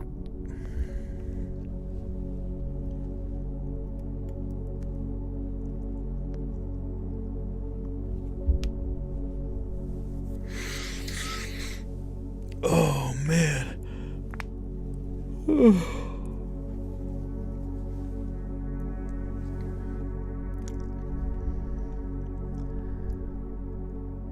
Baldock froze, his face pale in the flashlight's glare. He knew the game was up, and that escape was impossible. By 6:30 a.m., I should look up how to say Baldock. Ballsdock.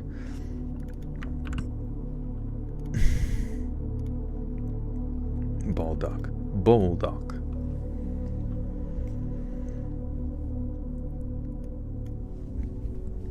My sleepy eepy. A little bit. I've been going to bed around like 2 lately, and I don't know why I started the stream so late, especially with how many more pages we gotta go. By 6:30 a.m., as first light crept over the village, Baldock was being loaded into a police van.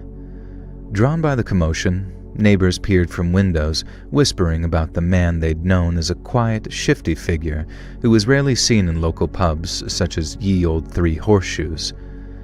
The raid disrupted the morning calm, with police tape fluttering across the property and officers standing ground as forensic teams arrived to carry away Baldock's computer. The seizure and arrest resulted from months of solid work, with Baldock being first domino in a chain that would eventually take down one of the world's largest child exploitation networks. I should probably make that sound cooler.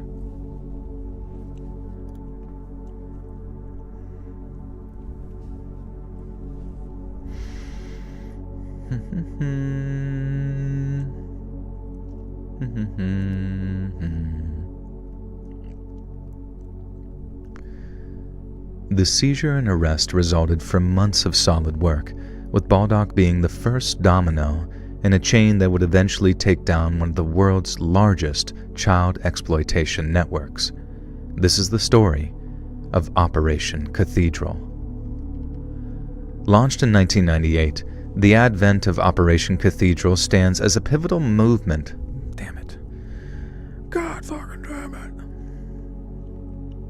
Nani?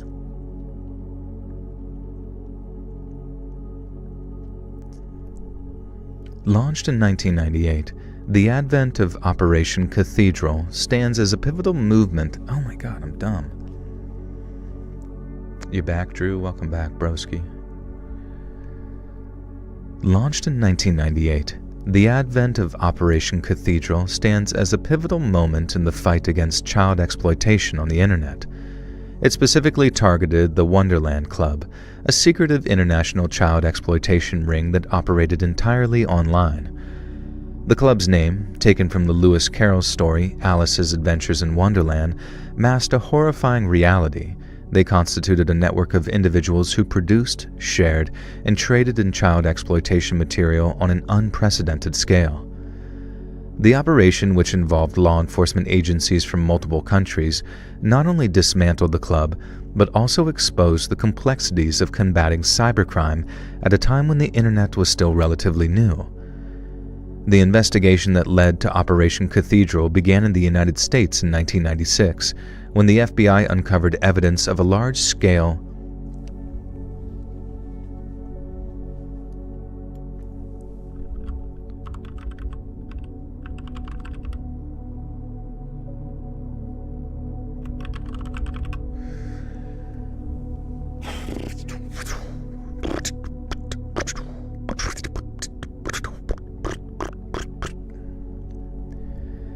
The investigation that led to Operation Cathedral began in the United States in 1996, when the FBI uncovered evidence of a large-scale child exploitation material network during an unrelated investigation into domestic cybercrime.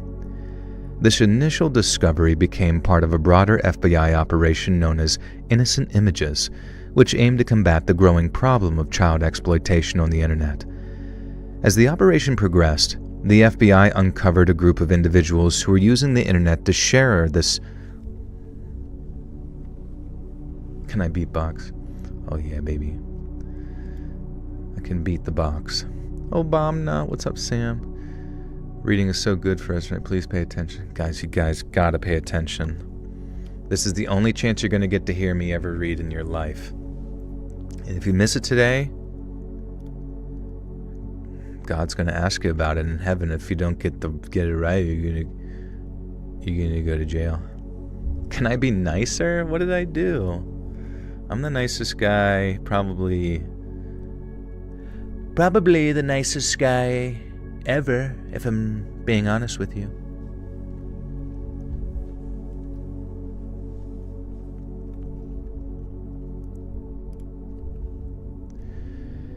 As the operation progressed, the FBI uncovered a group of individuals who were using the internet to share material. Yet after just a short period of surveillance, it became clear that they were part of a much larger international network, the Wonderland Club. The Wonderland Club was not some loosely affiliated group of perverts, but rather a rigorously structured hierarchy. Probably nicer than Jesus.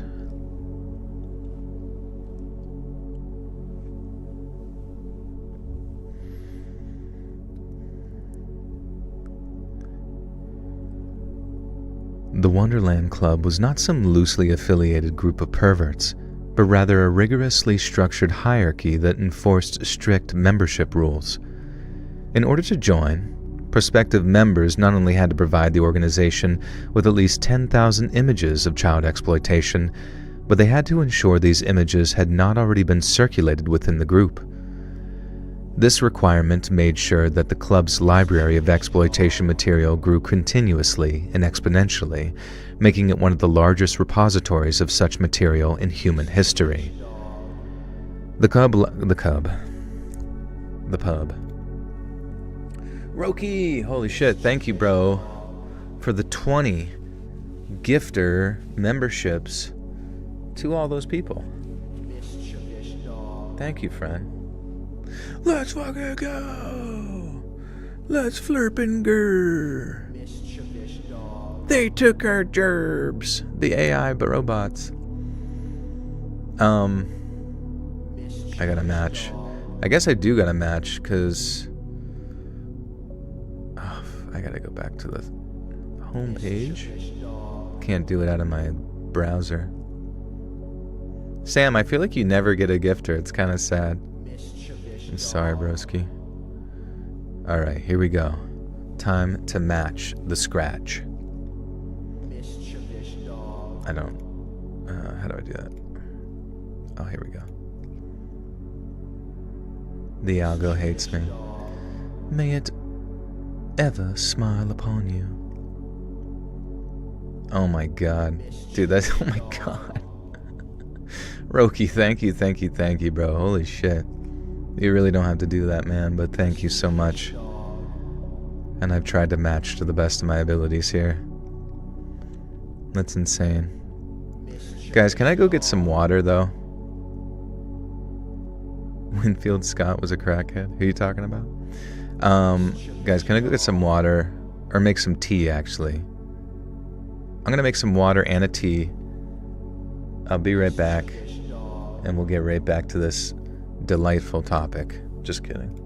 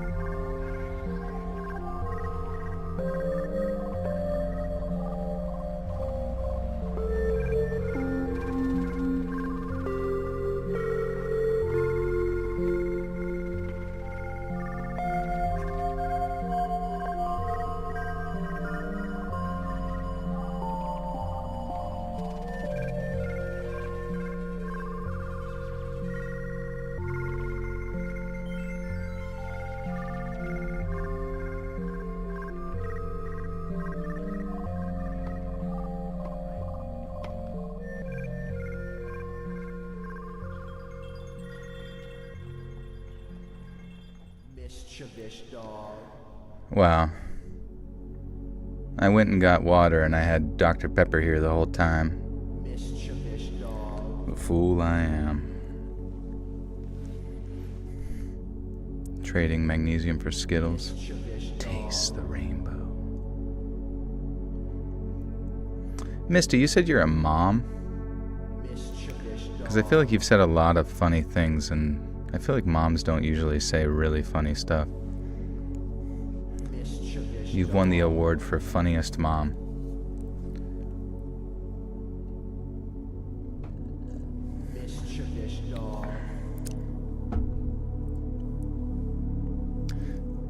You're a teenage boy LARPing as a mom on the internet. What kind of moms have I met? Just yours. Got him.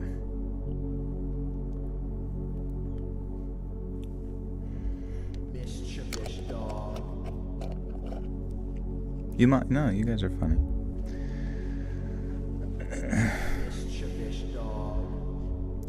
All right. Keep digging in your butt, fam. See, that's what I was looking for. That's a mom joke. Alright, the requirement made sure that the library's exploitation grew continuously, operated using... Okay. Hey, Gamapi, how you doing? This requirement made sure that the club's library of exploitation material grew continuously and exponentially, making it one of the largest repositories of such material in human history. The club operated online using encrypted communication channels, which made it difficult for law enforcement to track the identities of its members. They also instituted a strict hierarchical structure. Hierarchical. Do I sit or stand when I wipe? Usually there's like a little midget hand comes up and digs in my butt. Gets it all out.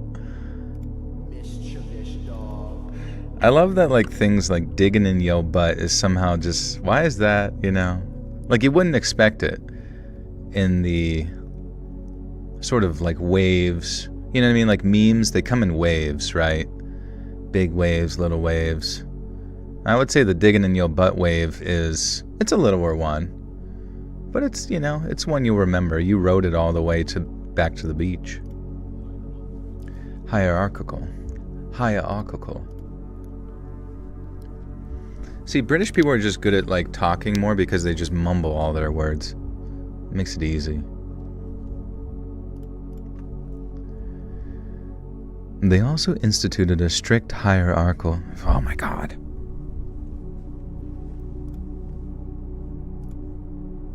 Hierarchical. Hire your uncle. God dang it. Hierarchical. They're not even saying it right. Hierarchical. Oh my god. Hierarchical. It's too many. It's too much.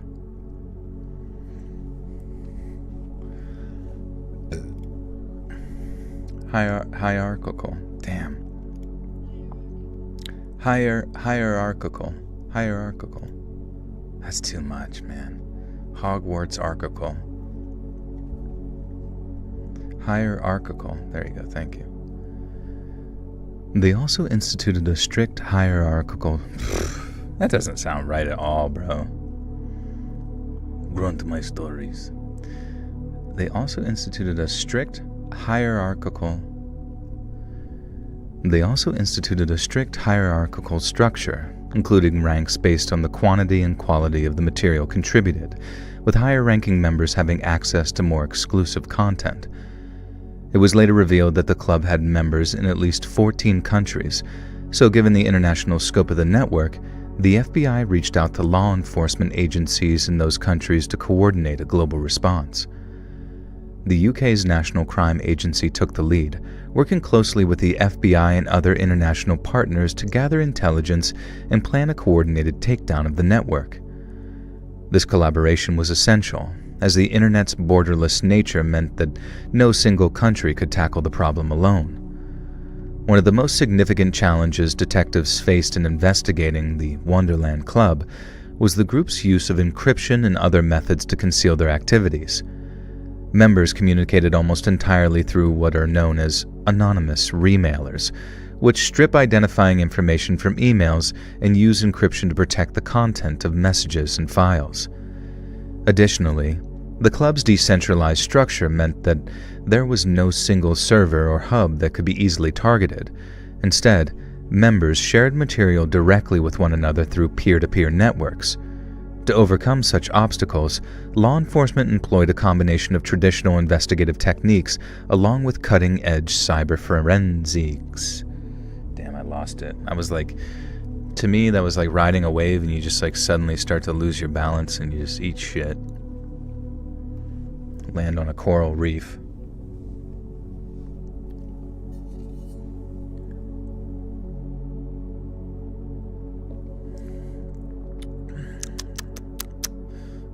Nosferatu. Honestly, Nosferatu, I'm not saying it's like movie of the year, but it still was, I really enjoyed it.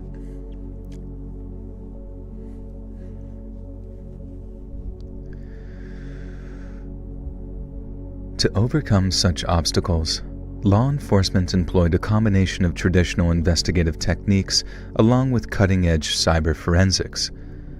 Undercover officers began infiltrating the club by posing as potential members. Then once they'd gained access to the group's communications, they were able to begin gathering evidence on individual crimes. But this was a delicate and dangerous process, as any potential misstep could alert the club's members to the investigation and cause them to scatter into the darkest depths of the internet. Another challenge was the sheer volume of material officers had to sift.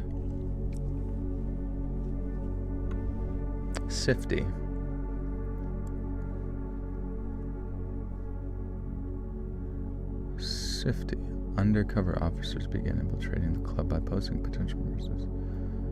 Wait, what am I reading? There's a delicate misstep. The club members investigate caution was scattered. Oh, right. Man, I'm fucking lost. Roki with the fives. Which one is more valuable? Donations or membership gifts? I'm genuinely curious. Well, at this point, I'll be honest with you. I don't really need money. So thank you, honestly. It does mean a lot. And it's cool to look at. It's a really pretty red. But honestly, I would rather everybody here get some value from just like, being here and participating and all that kind of stuff. Hence why, I remember someone getting mad that I did exclusive content or whatever. But I mean, really, it's just you know what I mean? I'm trying to give people something for being here or becoming a member, so to enable other people access to that bonus content probably would be the most valuable thing for most people getting the most bang for their fuck, the most fang for their buck. I don't know. Never stop twerking. That's true, my twerks are valuable. It creates a butterfly effect. It creates a monsoon over in the Philippines. Sorry. Undercover officers began infiltrating the club by posing as potential members. Then, once they gained access to the group's communications, they were able to begin gathering evidence on individual crimes. But this was a delicate and dangerous process, as any potential misstep could alert the club's members to the investigation and cause them to scatter into the darkest depths of the internet. Another challenge was the sheer volume of material officers had to sift through. The Wonderland Club's library was estimated to contain over 250,000 images and almost 1,800 videos of child abuse stored on computers, disks, and other media. Analyzing this material in order to identify victims and perpetrators required significant resources and expertise. It also forced agencies to develop new tools and techniques to handle the scale of forensic data, including cutting-edge software programs that categorized and matched images to known victims. Yet while it would undoubtedly be a force for good, the investigation also raised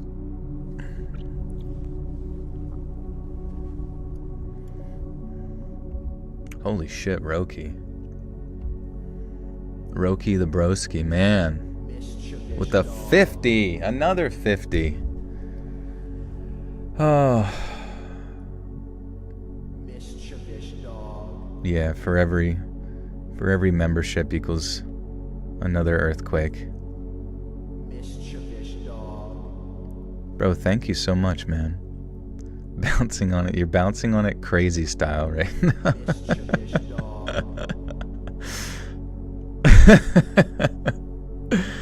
Dude, I am loved. Thank you guys. I do feel very loved.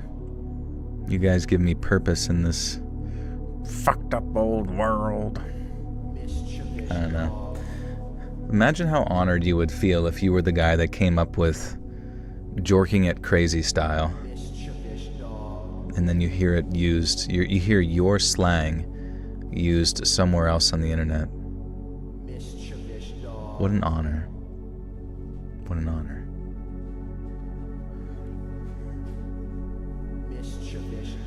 But thank you again, Roki, seriously. Start the glutes workout. Yeah, bro, I'm like half wondering if the tight glute situation, because I swear to God, I could fucking turn some dicks into diamonds back there, you know, from how tight things were. And I'm wondering if that caused some of the lumbar issues. Just work out one glute, yeah.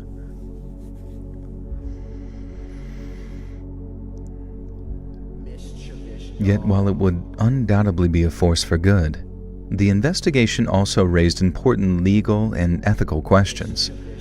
For example, in order to gather evidence, undercover officers had to engage with the club's members, and in some instances, view or even share exploitation material. This raised concerns about the potential for law enforcement to inadvertently contribute to the exploitation of children, even if it was in the pursuit of justice. To address this, strict protocols were put in place to ensure that any actions taken by undercover officers were carefully controlled, and that the focus remained on identifying and rescuing victims.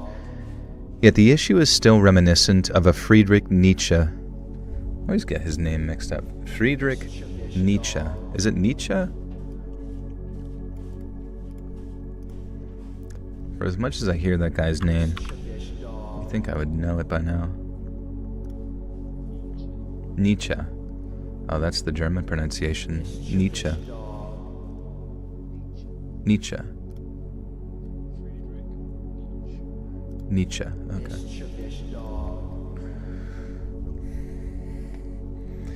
Mischievous Friedrich.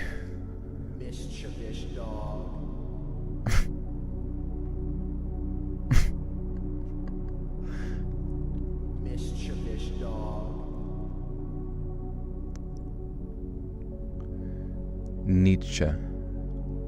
Glute ups are the hardest. What's a glute up? I don't even know. You have to do a put. What about cock push-ups? A glute up is like a pull up, but with your ass. You have to put the bar between your ass cheeks and pull yourself up and down. What's the best workout for your front glute? Your front glute? What, like the grundle? Your front glute. What's a front glute? Like medial? Gluteus medialis or whatever? Sounds like a Ren and Stimpy episode. It does, actually. Like a close-up of it, like pinching.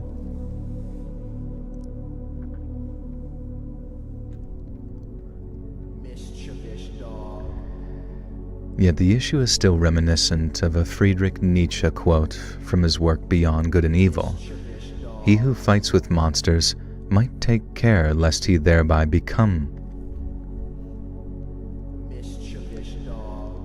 He who fights with monsters might take care lest he thereby become a monster. And if you gaze for long into an abyss, the abyss gazes also into you. After 2 years of solid investigation, Operation Cathedral culminated in a series of coordinated raids which took place on September 2nd of 1998. Law enforcement agencies in 13 countries, including the UK, the US, Australia, Germany, and Italy, executed simultaneous search warrants, then swiftly arrested suspects to prevent the club's members from warning one another. In total, over 100 individuals were arrested, and a vast amount of evidence was seized, including computers, hard drives, and other digital storage devices. One of the most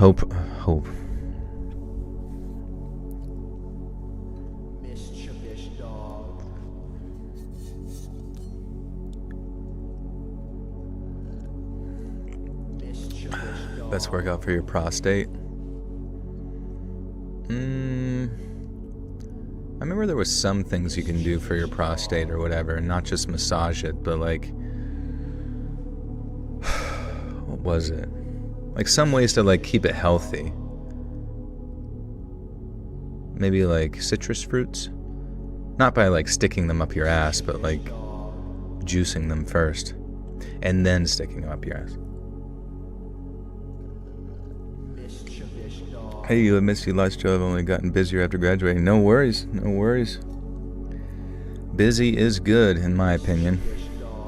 It can be annoying at times, but honestly, once you start slowing down, shit gets boring.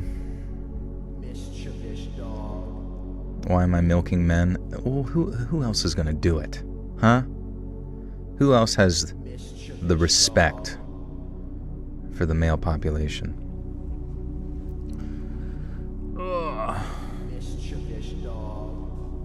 Prostate just released.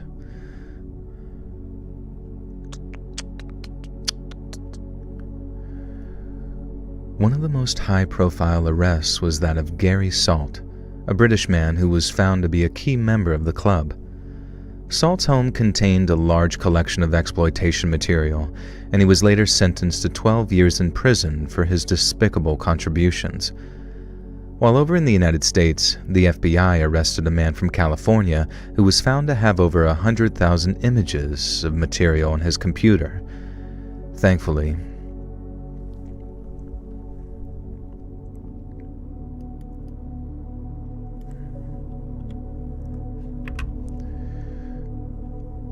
while over in the United States, the FBI arrested a man from California who was found to have over 100,000 images on his computer. Thankfully, the raids led to the identification of several child victims, including a 10-year-old American girl who was rescued after images of her abuse were found in the possession of a club member. This underscored the real-world impact of the operation, as it not only dismantled the network, but also saved children from ongoing exploitation. Despite the operation being a complete success, the legal outcomes of Operation Cathedral varied wildly depending on the jurisdiction. For example, in the UK, several members of the Wonderland Club were convicted and received significant prison sentences. But while the likes of Gary Salt were sentenced to 12 years, another member, David Hines, received a sentence of just 30 months in prison. In the United States, sentences were much more severe, with some individuals receiving up to 20 years in prison for even the most minor of involvements. But not all arrests led to convictions, and in some cases, insufficient evidence or legal technicalities resulted in charges being dropped. There is, however, a silver lining to that dark, dark cloud, in that it exposes gaps in legal frameworks, especially in countries where laws against child exploitation Holy shit, I can't even keep up, Roki. Was that 2:20 gifted memberships in a row, my brother. Brother man Bill. Joel, front glutes, how do you not get it? Front glutes. Is the front glutes the testicles? Let's look it up. ChatGPT. What are the front glutes?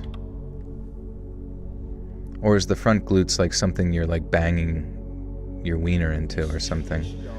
Is a formal... there's no such thing as front glutes in formal anatomy, but the phrase is sometimes used informally, often by gym goers or trainers, to refer to muscles on the front of the hip area that work with the glutes, especially in hip extension and stabilization. Here's what people might mean by front glutes. You probably mean the tensor fasciae latae. That's probably what you're referring to. Or maybe you're talking about the hip flexors, like the iliopsoas. Or maybe you're talking about the rectus femoris. Oh, you're talking about the grundle? Oh, the fupa. Okay. All right, guys. All right, I've heard just about enough. My penis? How would the penis be the front glute?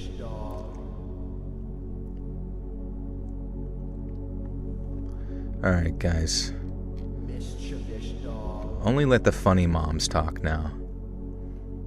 Only the funniest moms can leave a front glute joke from now on.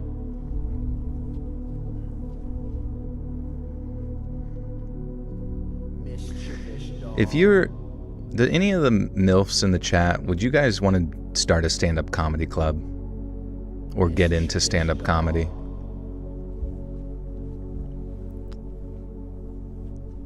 Because I would love to see a competition. Guys, next time you come back, and you can't fake this, you have to pinky swear honor system that you're going to do this. But I need you to write down your funniest joke. Moms only. Come back.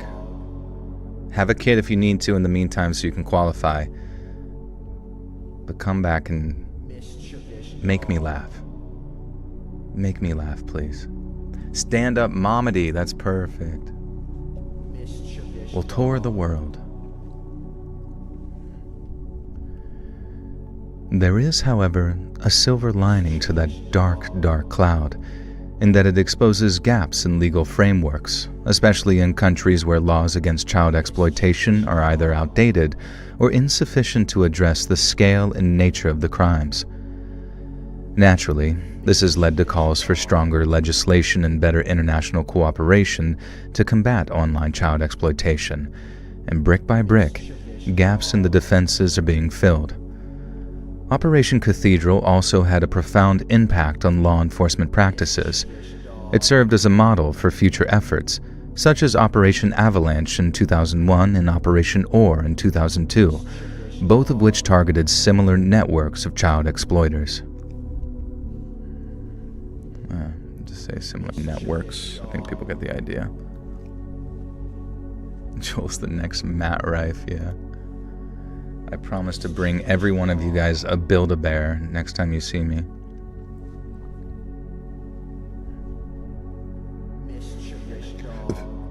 Does having unfertilized eggs count? Yes. You have to eat eggs that morning. It served as a model for future efforts, such as Operation Avalanche in 2001 and Operation Ore in 2002, both of which targeted similar networks. In response to the operation, several countries introduced new initiatives aimed at improving online safety, including public awareness campaigns and the development of software to block access to harmful content. The operation also raised public awareness about the dangers of the internet, particularly for children, and highlighted the need for education and resources to protect.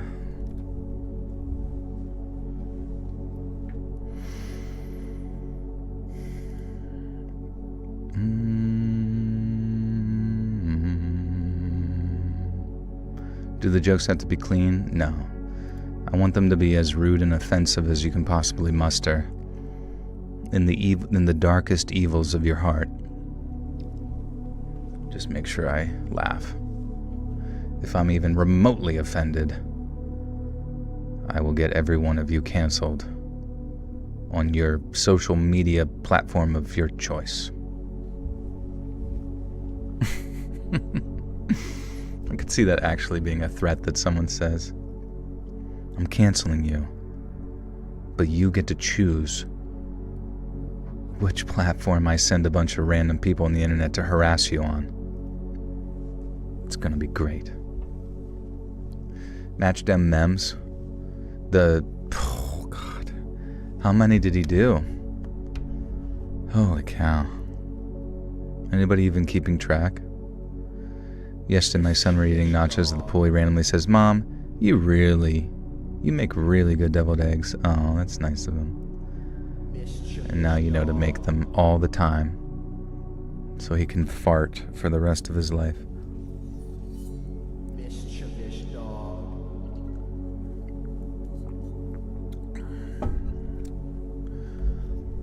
Mischievous dog.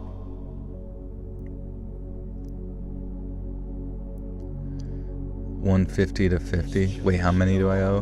100? Damn. Zam, 100?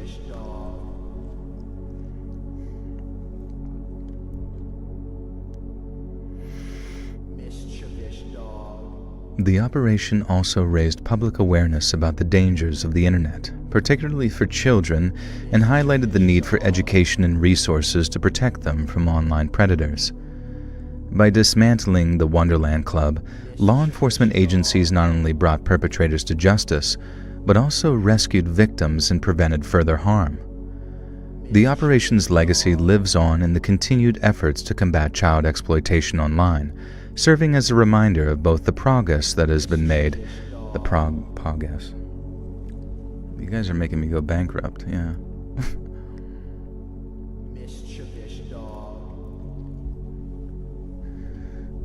Anyone remember Omegle? What was it before? Omegle was like chat roulette. So it was like chat roulette, and then I think it was Omegle.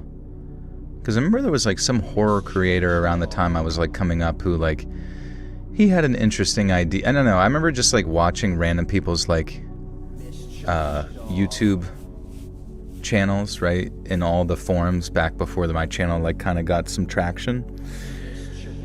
And I think this guy would like dress up as like Jeff the Killer in some like clown makeup or something and go on Omegle and just sort of like try to creep people out.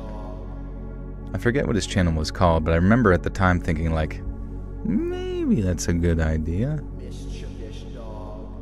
Oh, you made friends with people on Omegle? That's fun.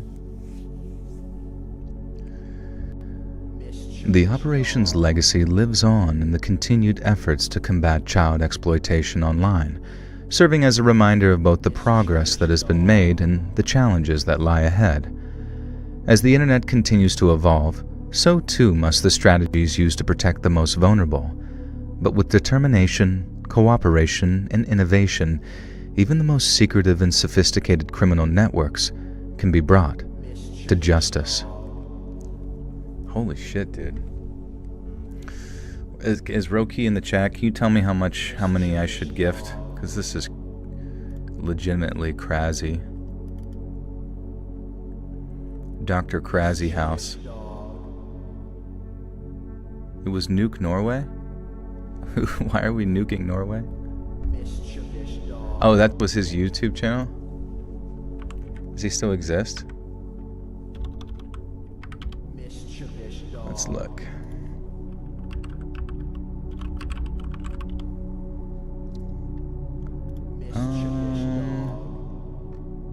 I don't think that's him.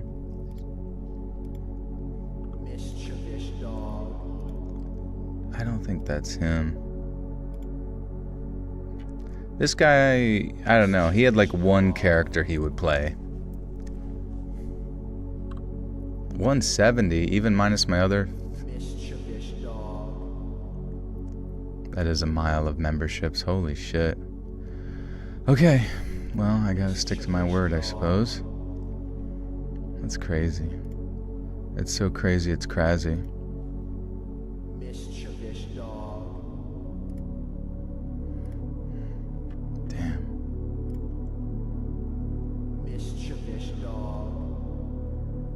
Wait, somebody give me the number 170. Jesus. Mischievous dog. Man. Yeah, everybody in here is gonna get one, bro. Mischievous dog.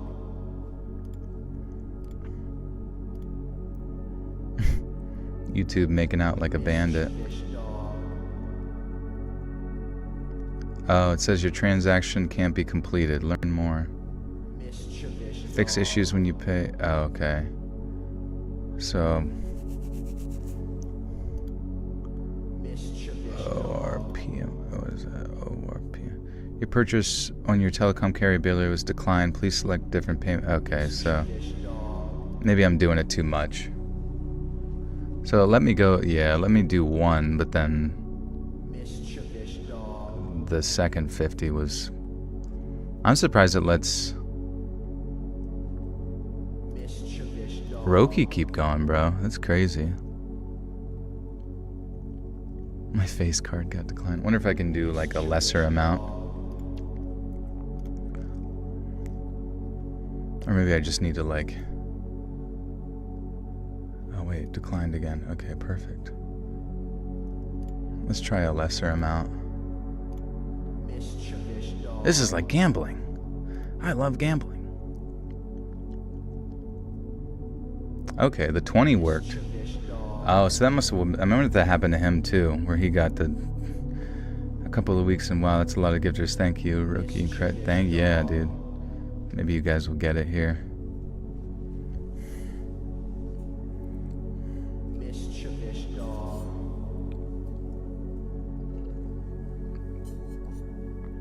Come to Vegas. Mischievous dog. I kind of wish I did like gambling. It does seem fun, but at the same time, it's like Mischievous like dog. playing the same, go fish game with your grandma for the 50th time in a row. Mischievous dog. Nuke Norway made the Jeff the Killer ones 10 years ago. All right, let's check again. I saw it was like from 7 years ago, but then maybe there was ones from 10. But I swear to God, it was like a specific guy. It was like a specific guy, and like he looked soft. Not like a weird way, but he just looked like he had like Mischievous dog. an Amazon suit on or something like that. Mischievous dog. I feel like he had like a big nose too, like a big fake monster nose on or some shit. Dog. No, this guy's not it. Mischievous dog. Yeah, he was a real life plushie. Mischievous Oh, this guy's not it, bro. Sadly, the guy I'm thinking of just like never popped off. Mischievous dog.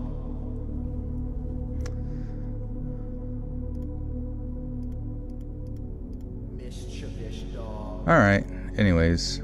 Roki, thank you again, dude. Very, very kind. Do I owe more? Mischievous dog. You are number one in the points tonight.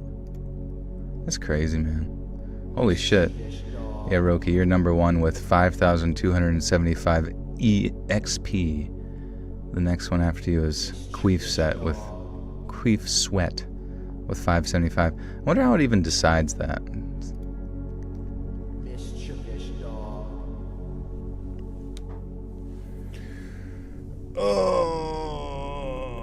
Mischievous dog.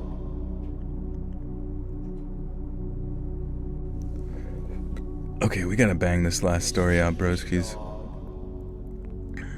So we got that one. And now this one. Mischievous dog.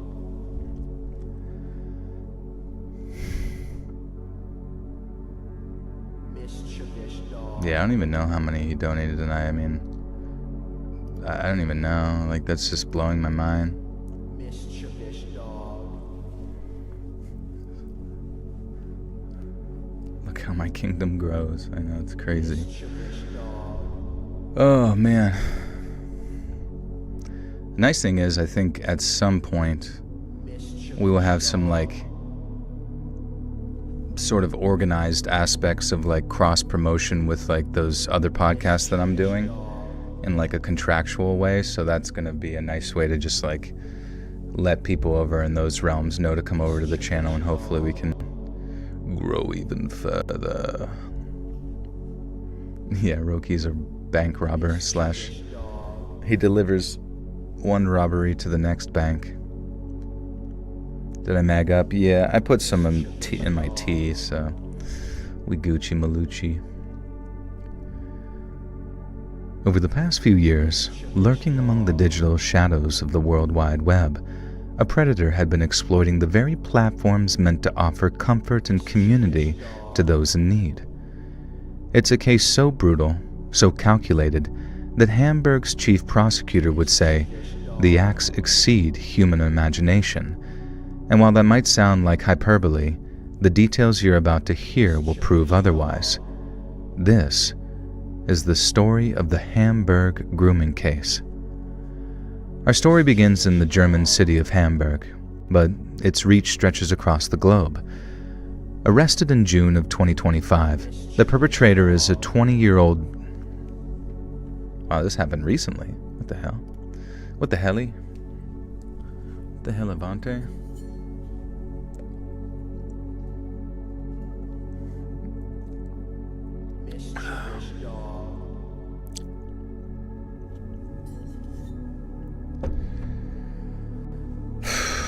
Yeah, it's...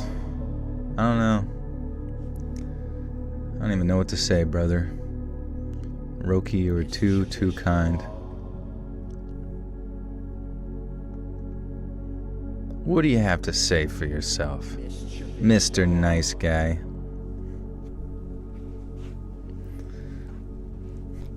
What the hell on wheels?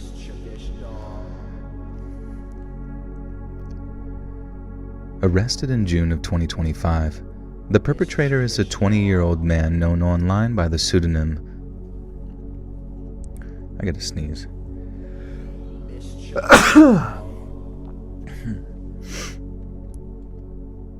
Arrested in June of 2025, the perpetrator is a 20-year-old man known online... God damn it, every time I fucking sneeze it, like, fucks everything up, bro.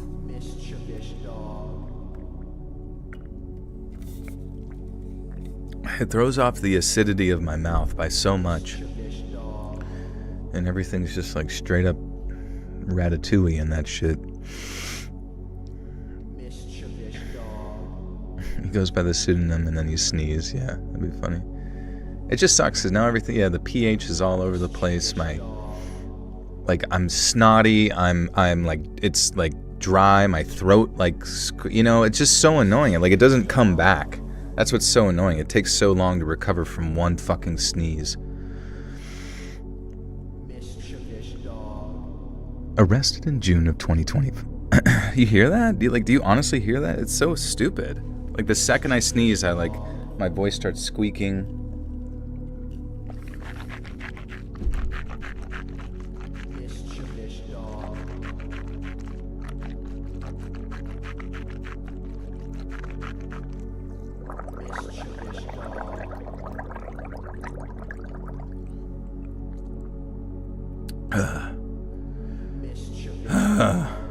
I'm fucking crunchy, bro. It's because I'm unk status. The sneezing might reset my voice. I gotta eat a spoonful of cinnamon. That'll help. That'd be so funny if I like took that advice. Like, really? You guys are serious? And you're like, yeah, good, go ahead. Why would you guys lie to me? I thought you were my friends.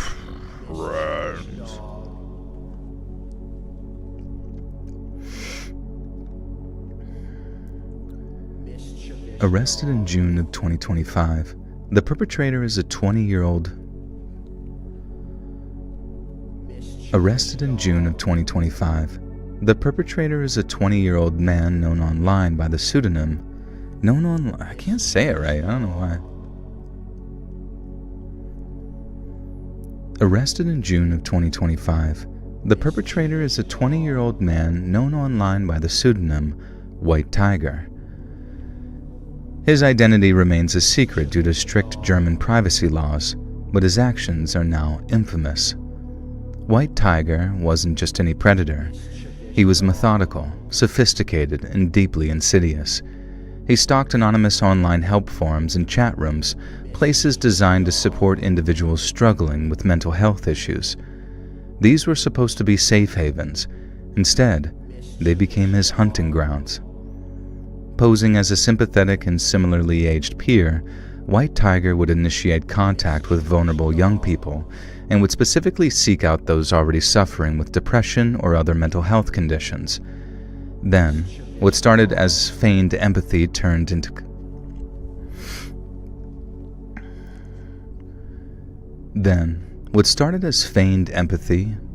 coercion, blackmail, and control. He'd slowly build trust, engaging them in conversation about their struggles, and then once he had them ensnared, the mask would slip. Once in possession of embarrassing or compromising information, the White Tiger would coerce his victims, some as young as 11 years old, to produce obscene or violent content. For example, he would force victims to send illicit or disturbingly violent photographs, which he then downloaded as trophies, which would facilitate further blackmail. So far, German police have identified a total of 8 confirmed victims, aged from 11 to 15. Each one was targeted because of how vulnerable they were before the White Tiger dragged them into a nightmare. Among them, 2 cases stand out for their particularly devastating outcomes. First, there was the 14-year-old girl from Canada who required hospitalization after enduring months of abuse. She survived, but the scars, both physical and emotional, will remain for the rest of her life. But it's the 13-year-old girl from the United States who suffered the most tragic turn of events. After being groomed horrifically,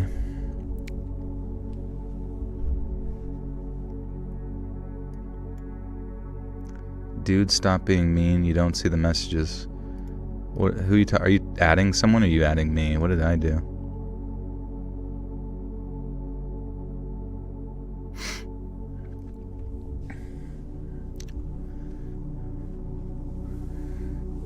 I am curious. Did I do a mean thing, or is it just like hearing a voice in your head or something?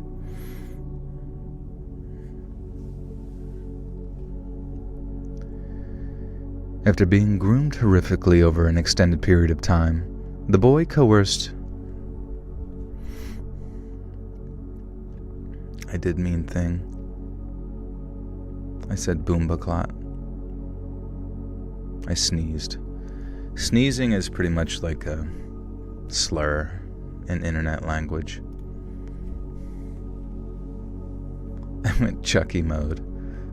Chucky mode.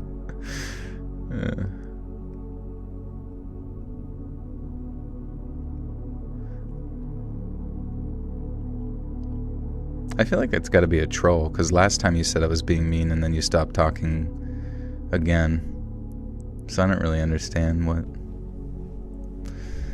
Maybe it's a troll, I don't know. After being groomed horrifically over... Oh, it wasn't me. Oh, alright, no worries. When I don't see the @ when someone doesn't put the @ it gets confusing because it's like, seems like it's directed at me.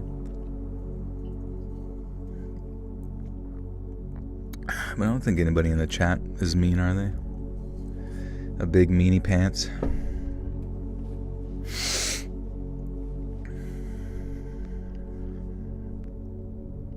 I'm thinking though that this tea, this like cocoa tea bullshit for sleep, is making me sneeze. Do you think there's some sort of ingredient in it that makes me allergic? Cocaine tea. My cocaine sleepy time tea. They should mix cocaine with meth. What would that give you?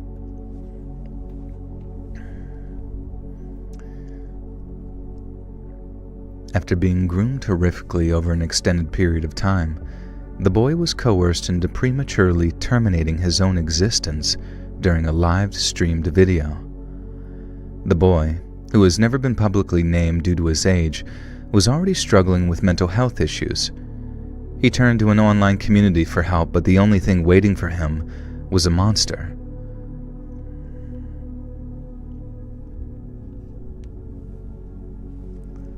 I wonder if we're going to get away with saying prematurely terminating his existence.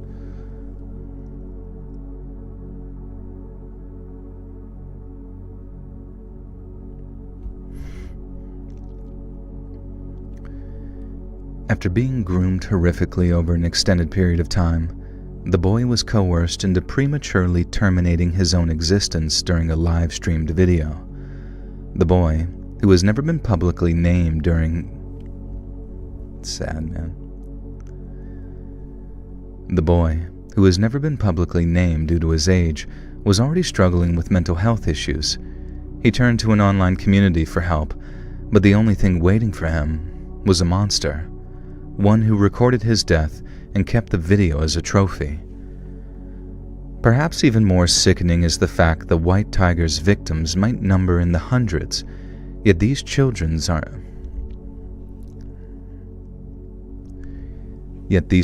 aren't just statistics. They were kids seeking connection, understanding, and support.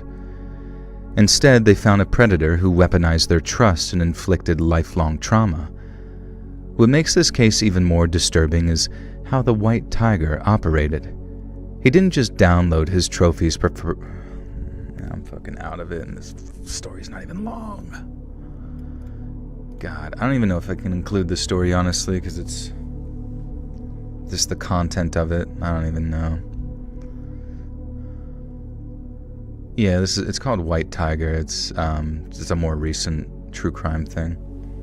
I think even the fact that it's like more recent makes me think that I shouldn't include it either, you know what I mean?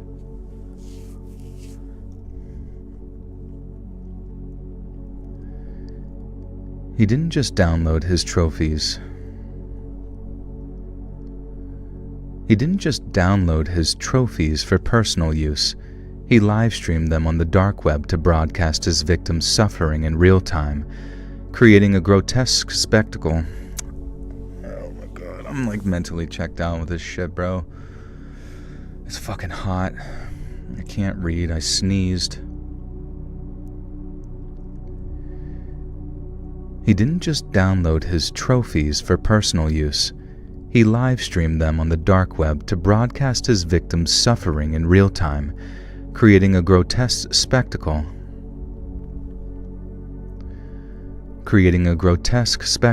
Users could relive over and over.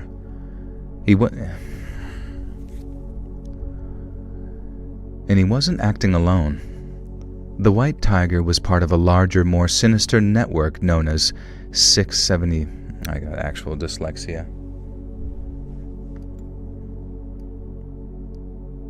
Tell you a joke, Christy? Women's sports.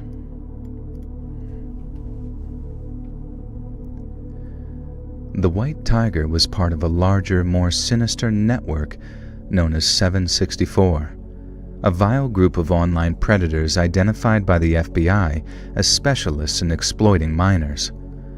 This wasn't just one predator. It was organized abuse, perpetrated by people who share tactics and content across international borders. FBI Director Kash Patel recently called the network deeply disturbing, before saying that Jeffrey Epstein didn't even exist and that you guys are all fucking crazy for thinking it's real. That wasn't the line.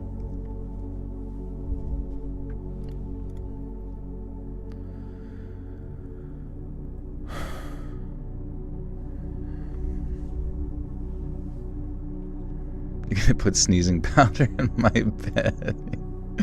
She's the sand lady.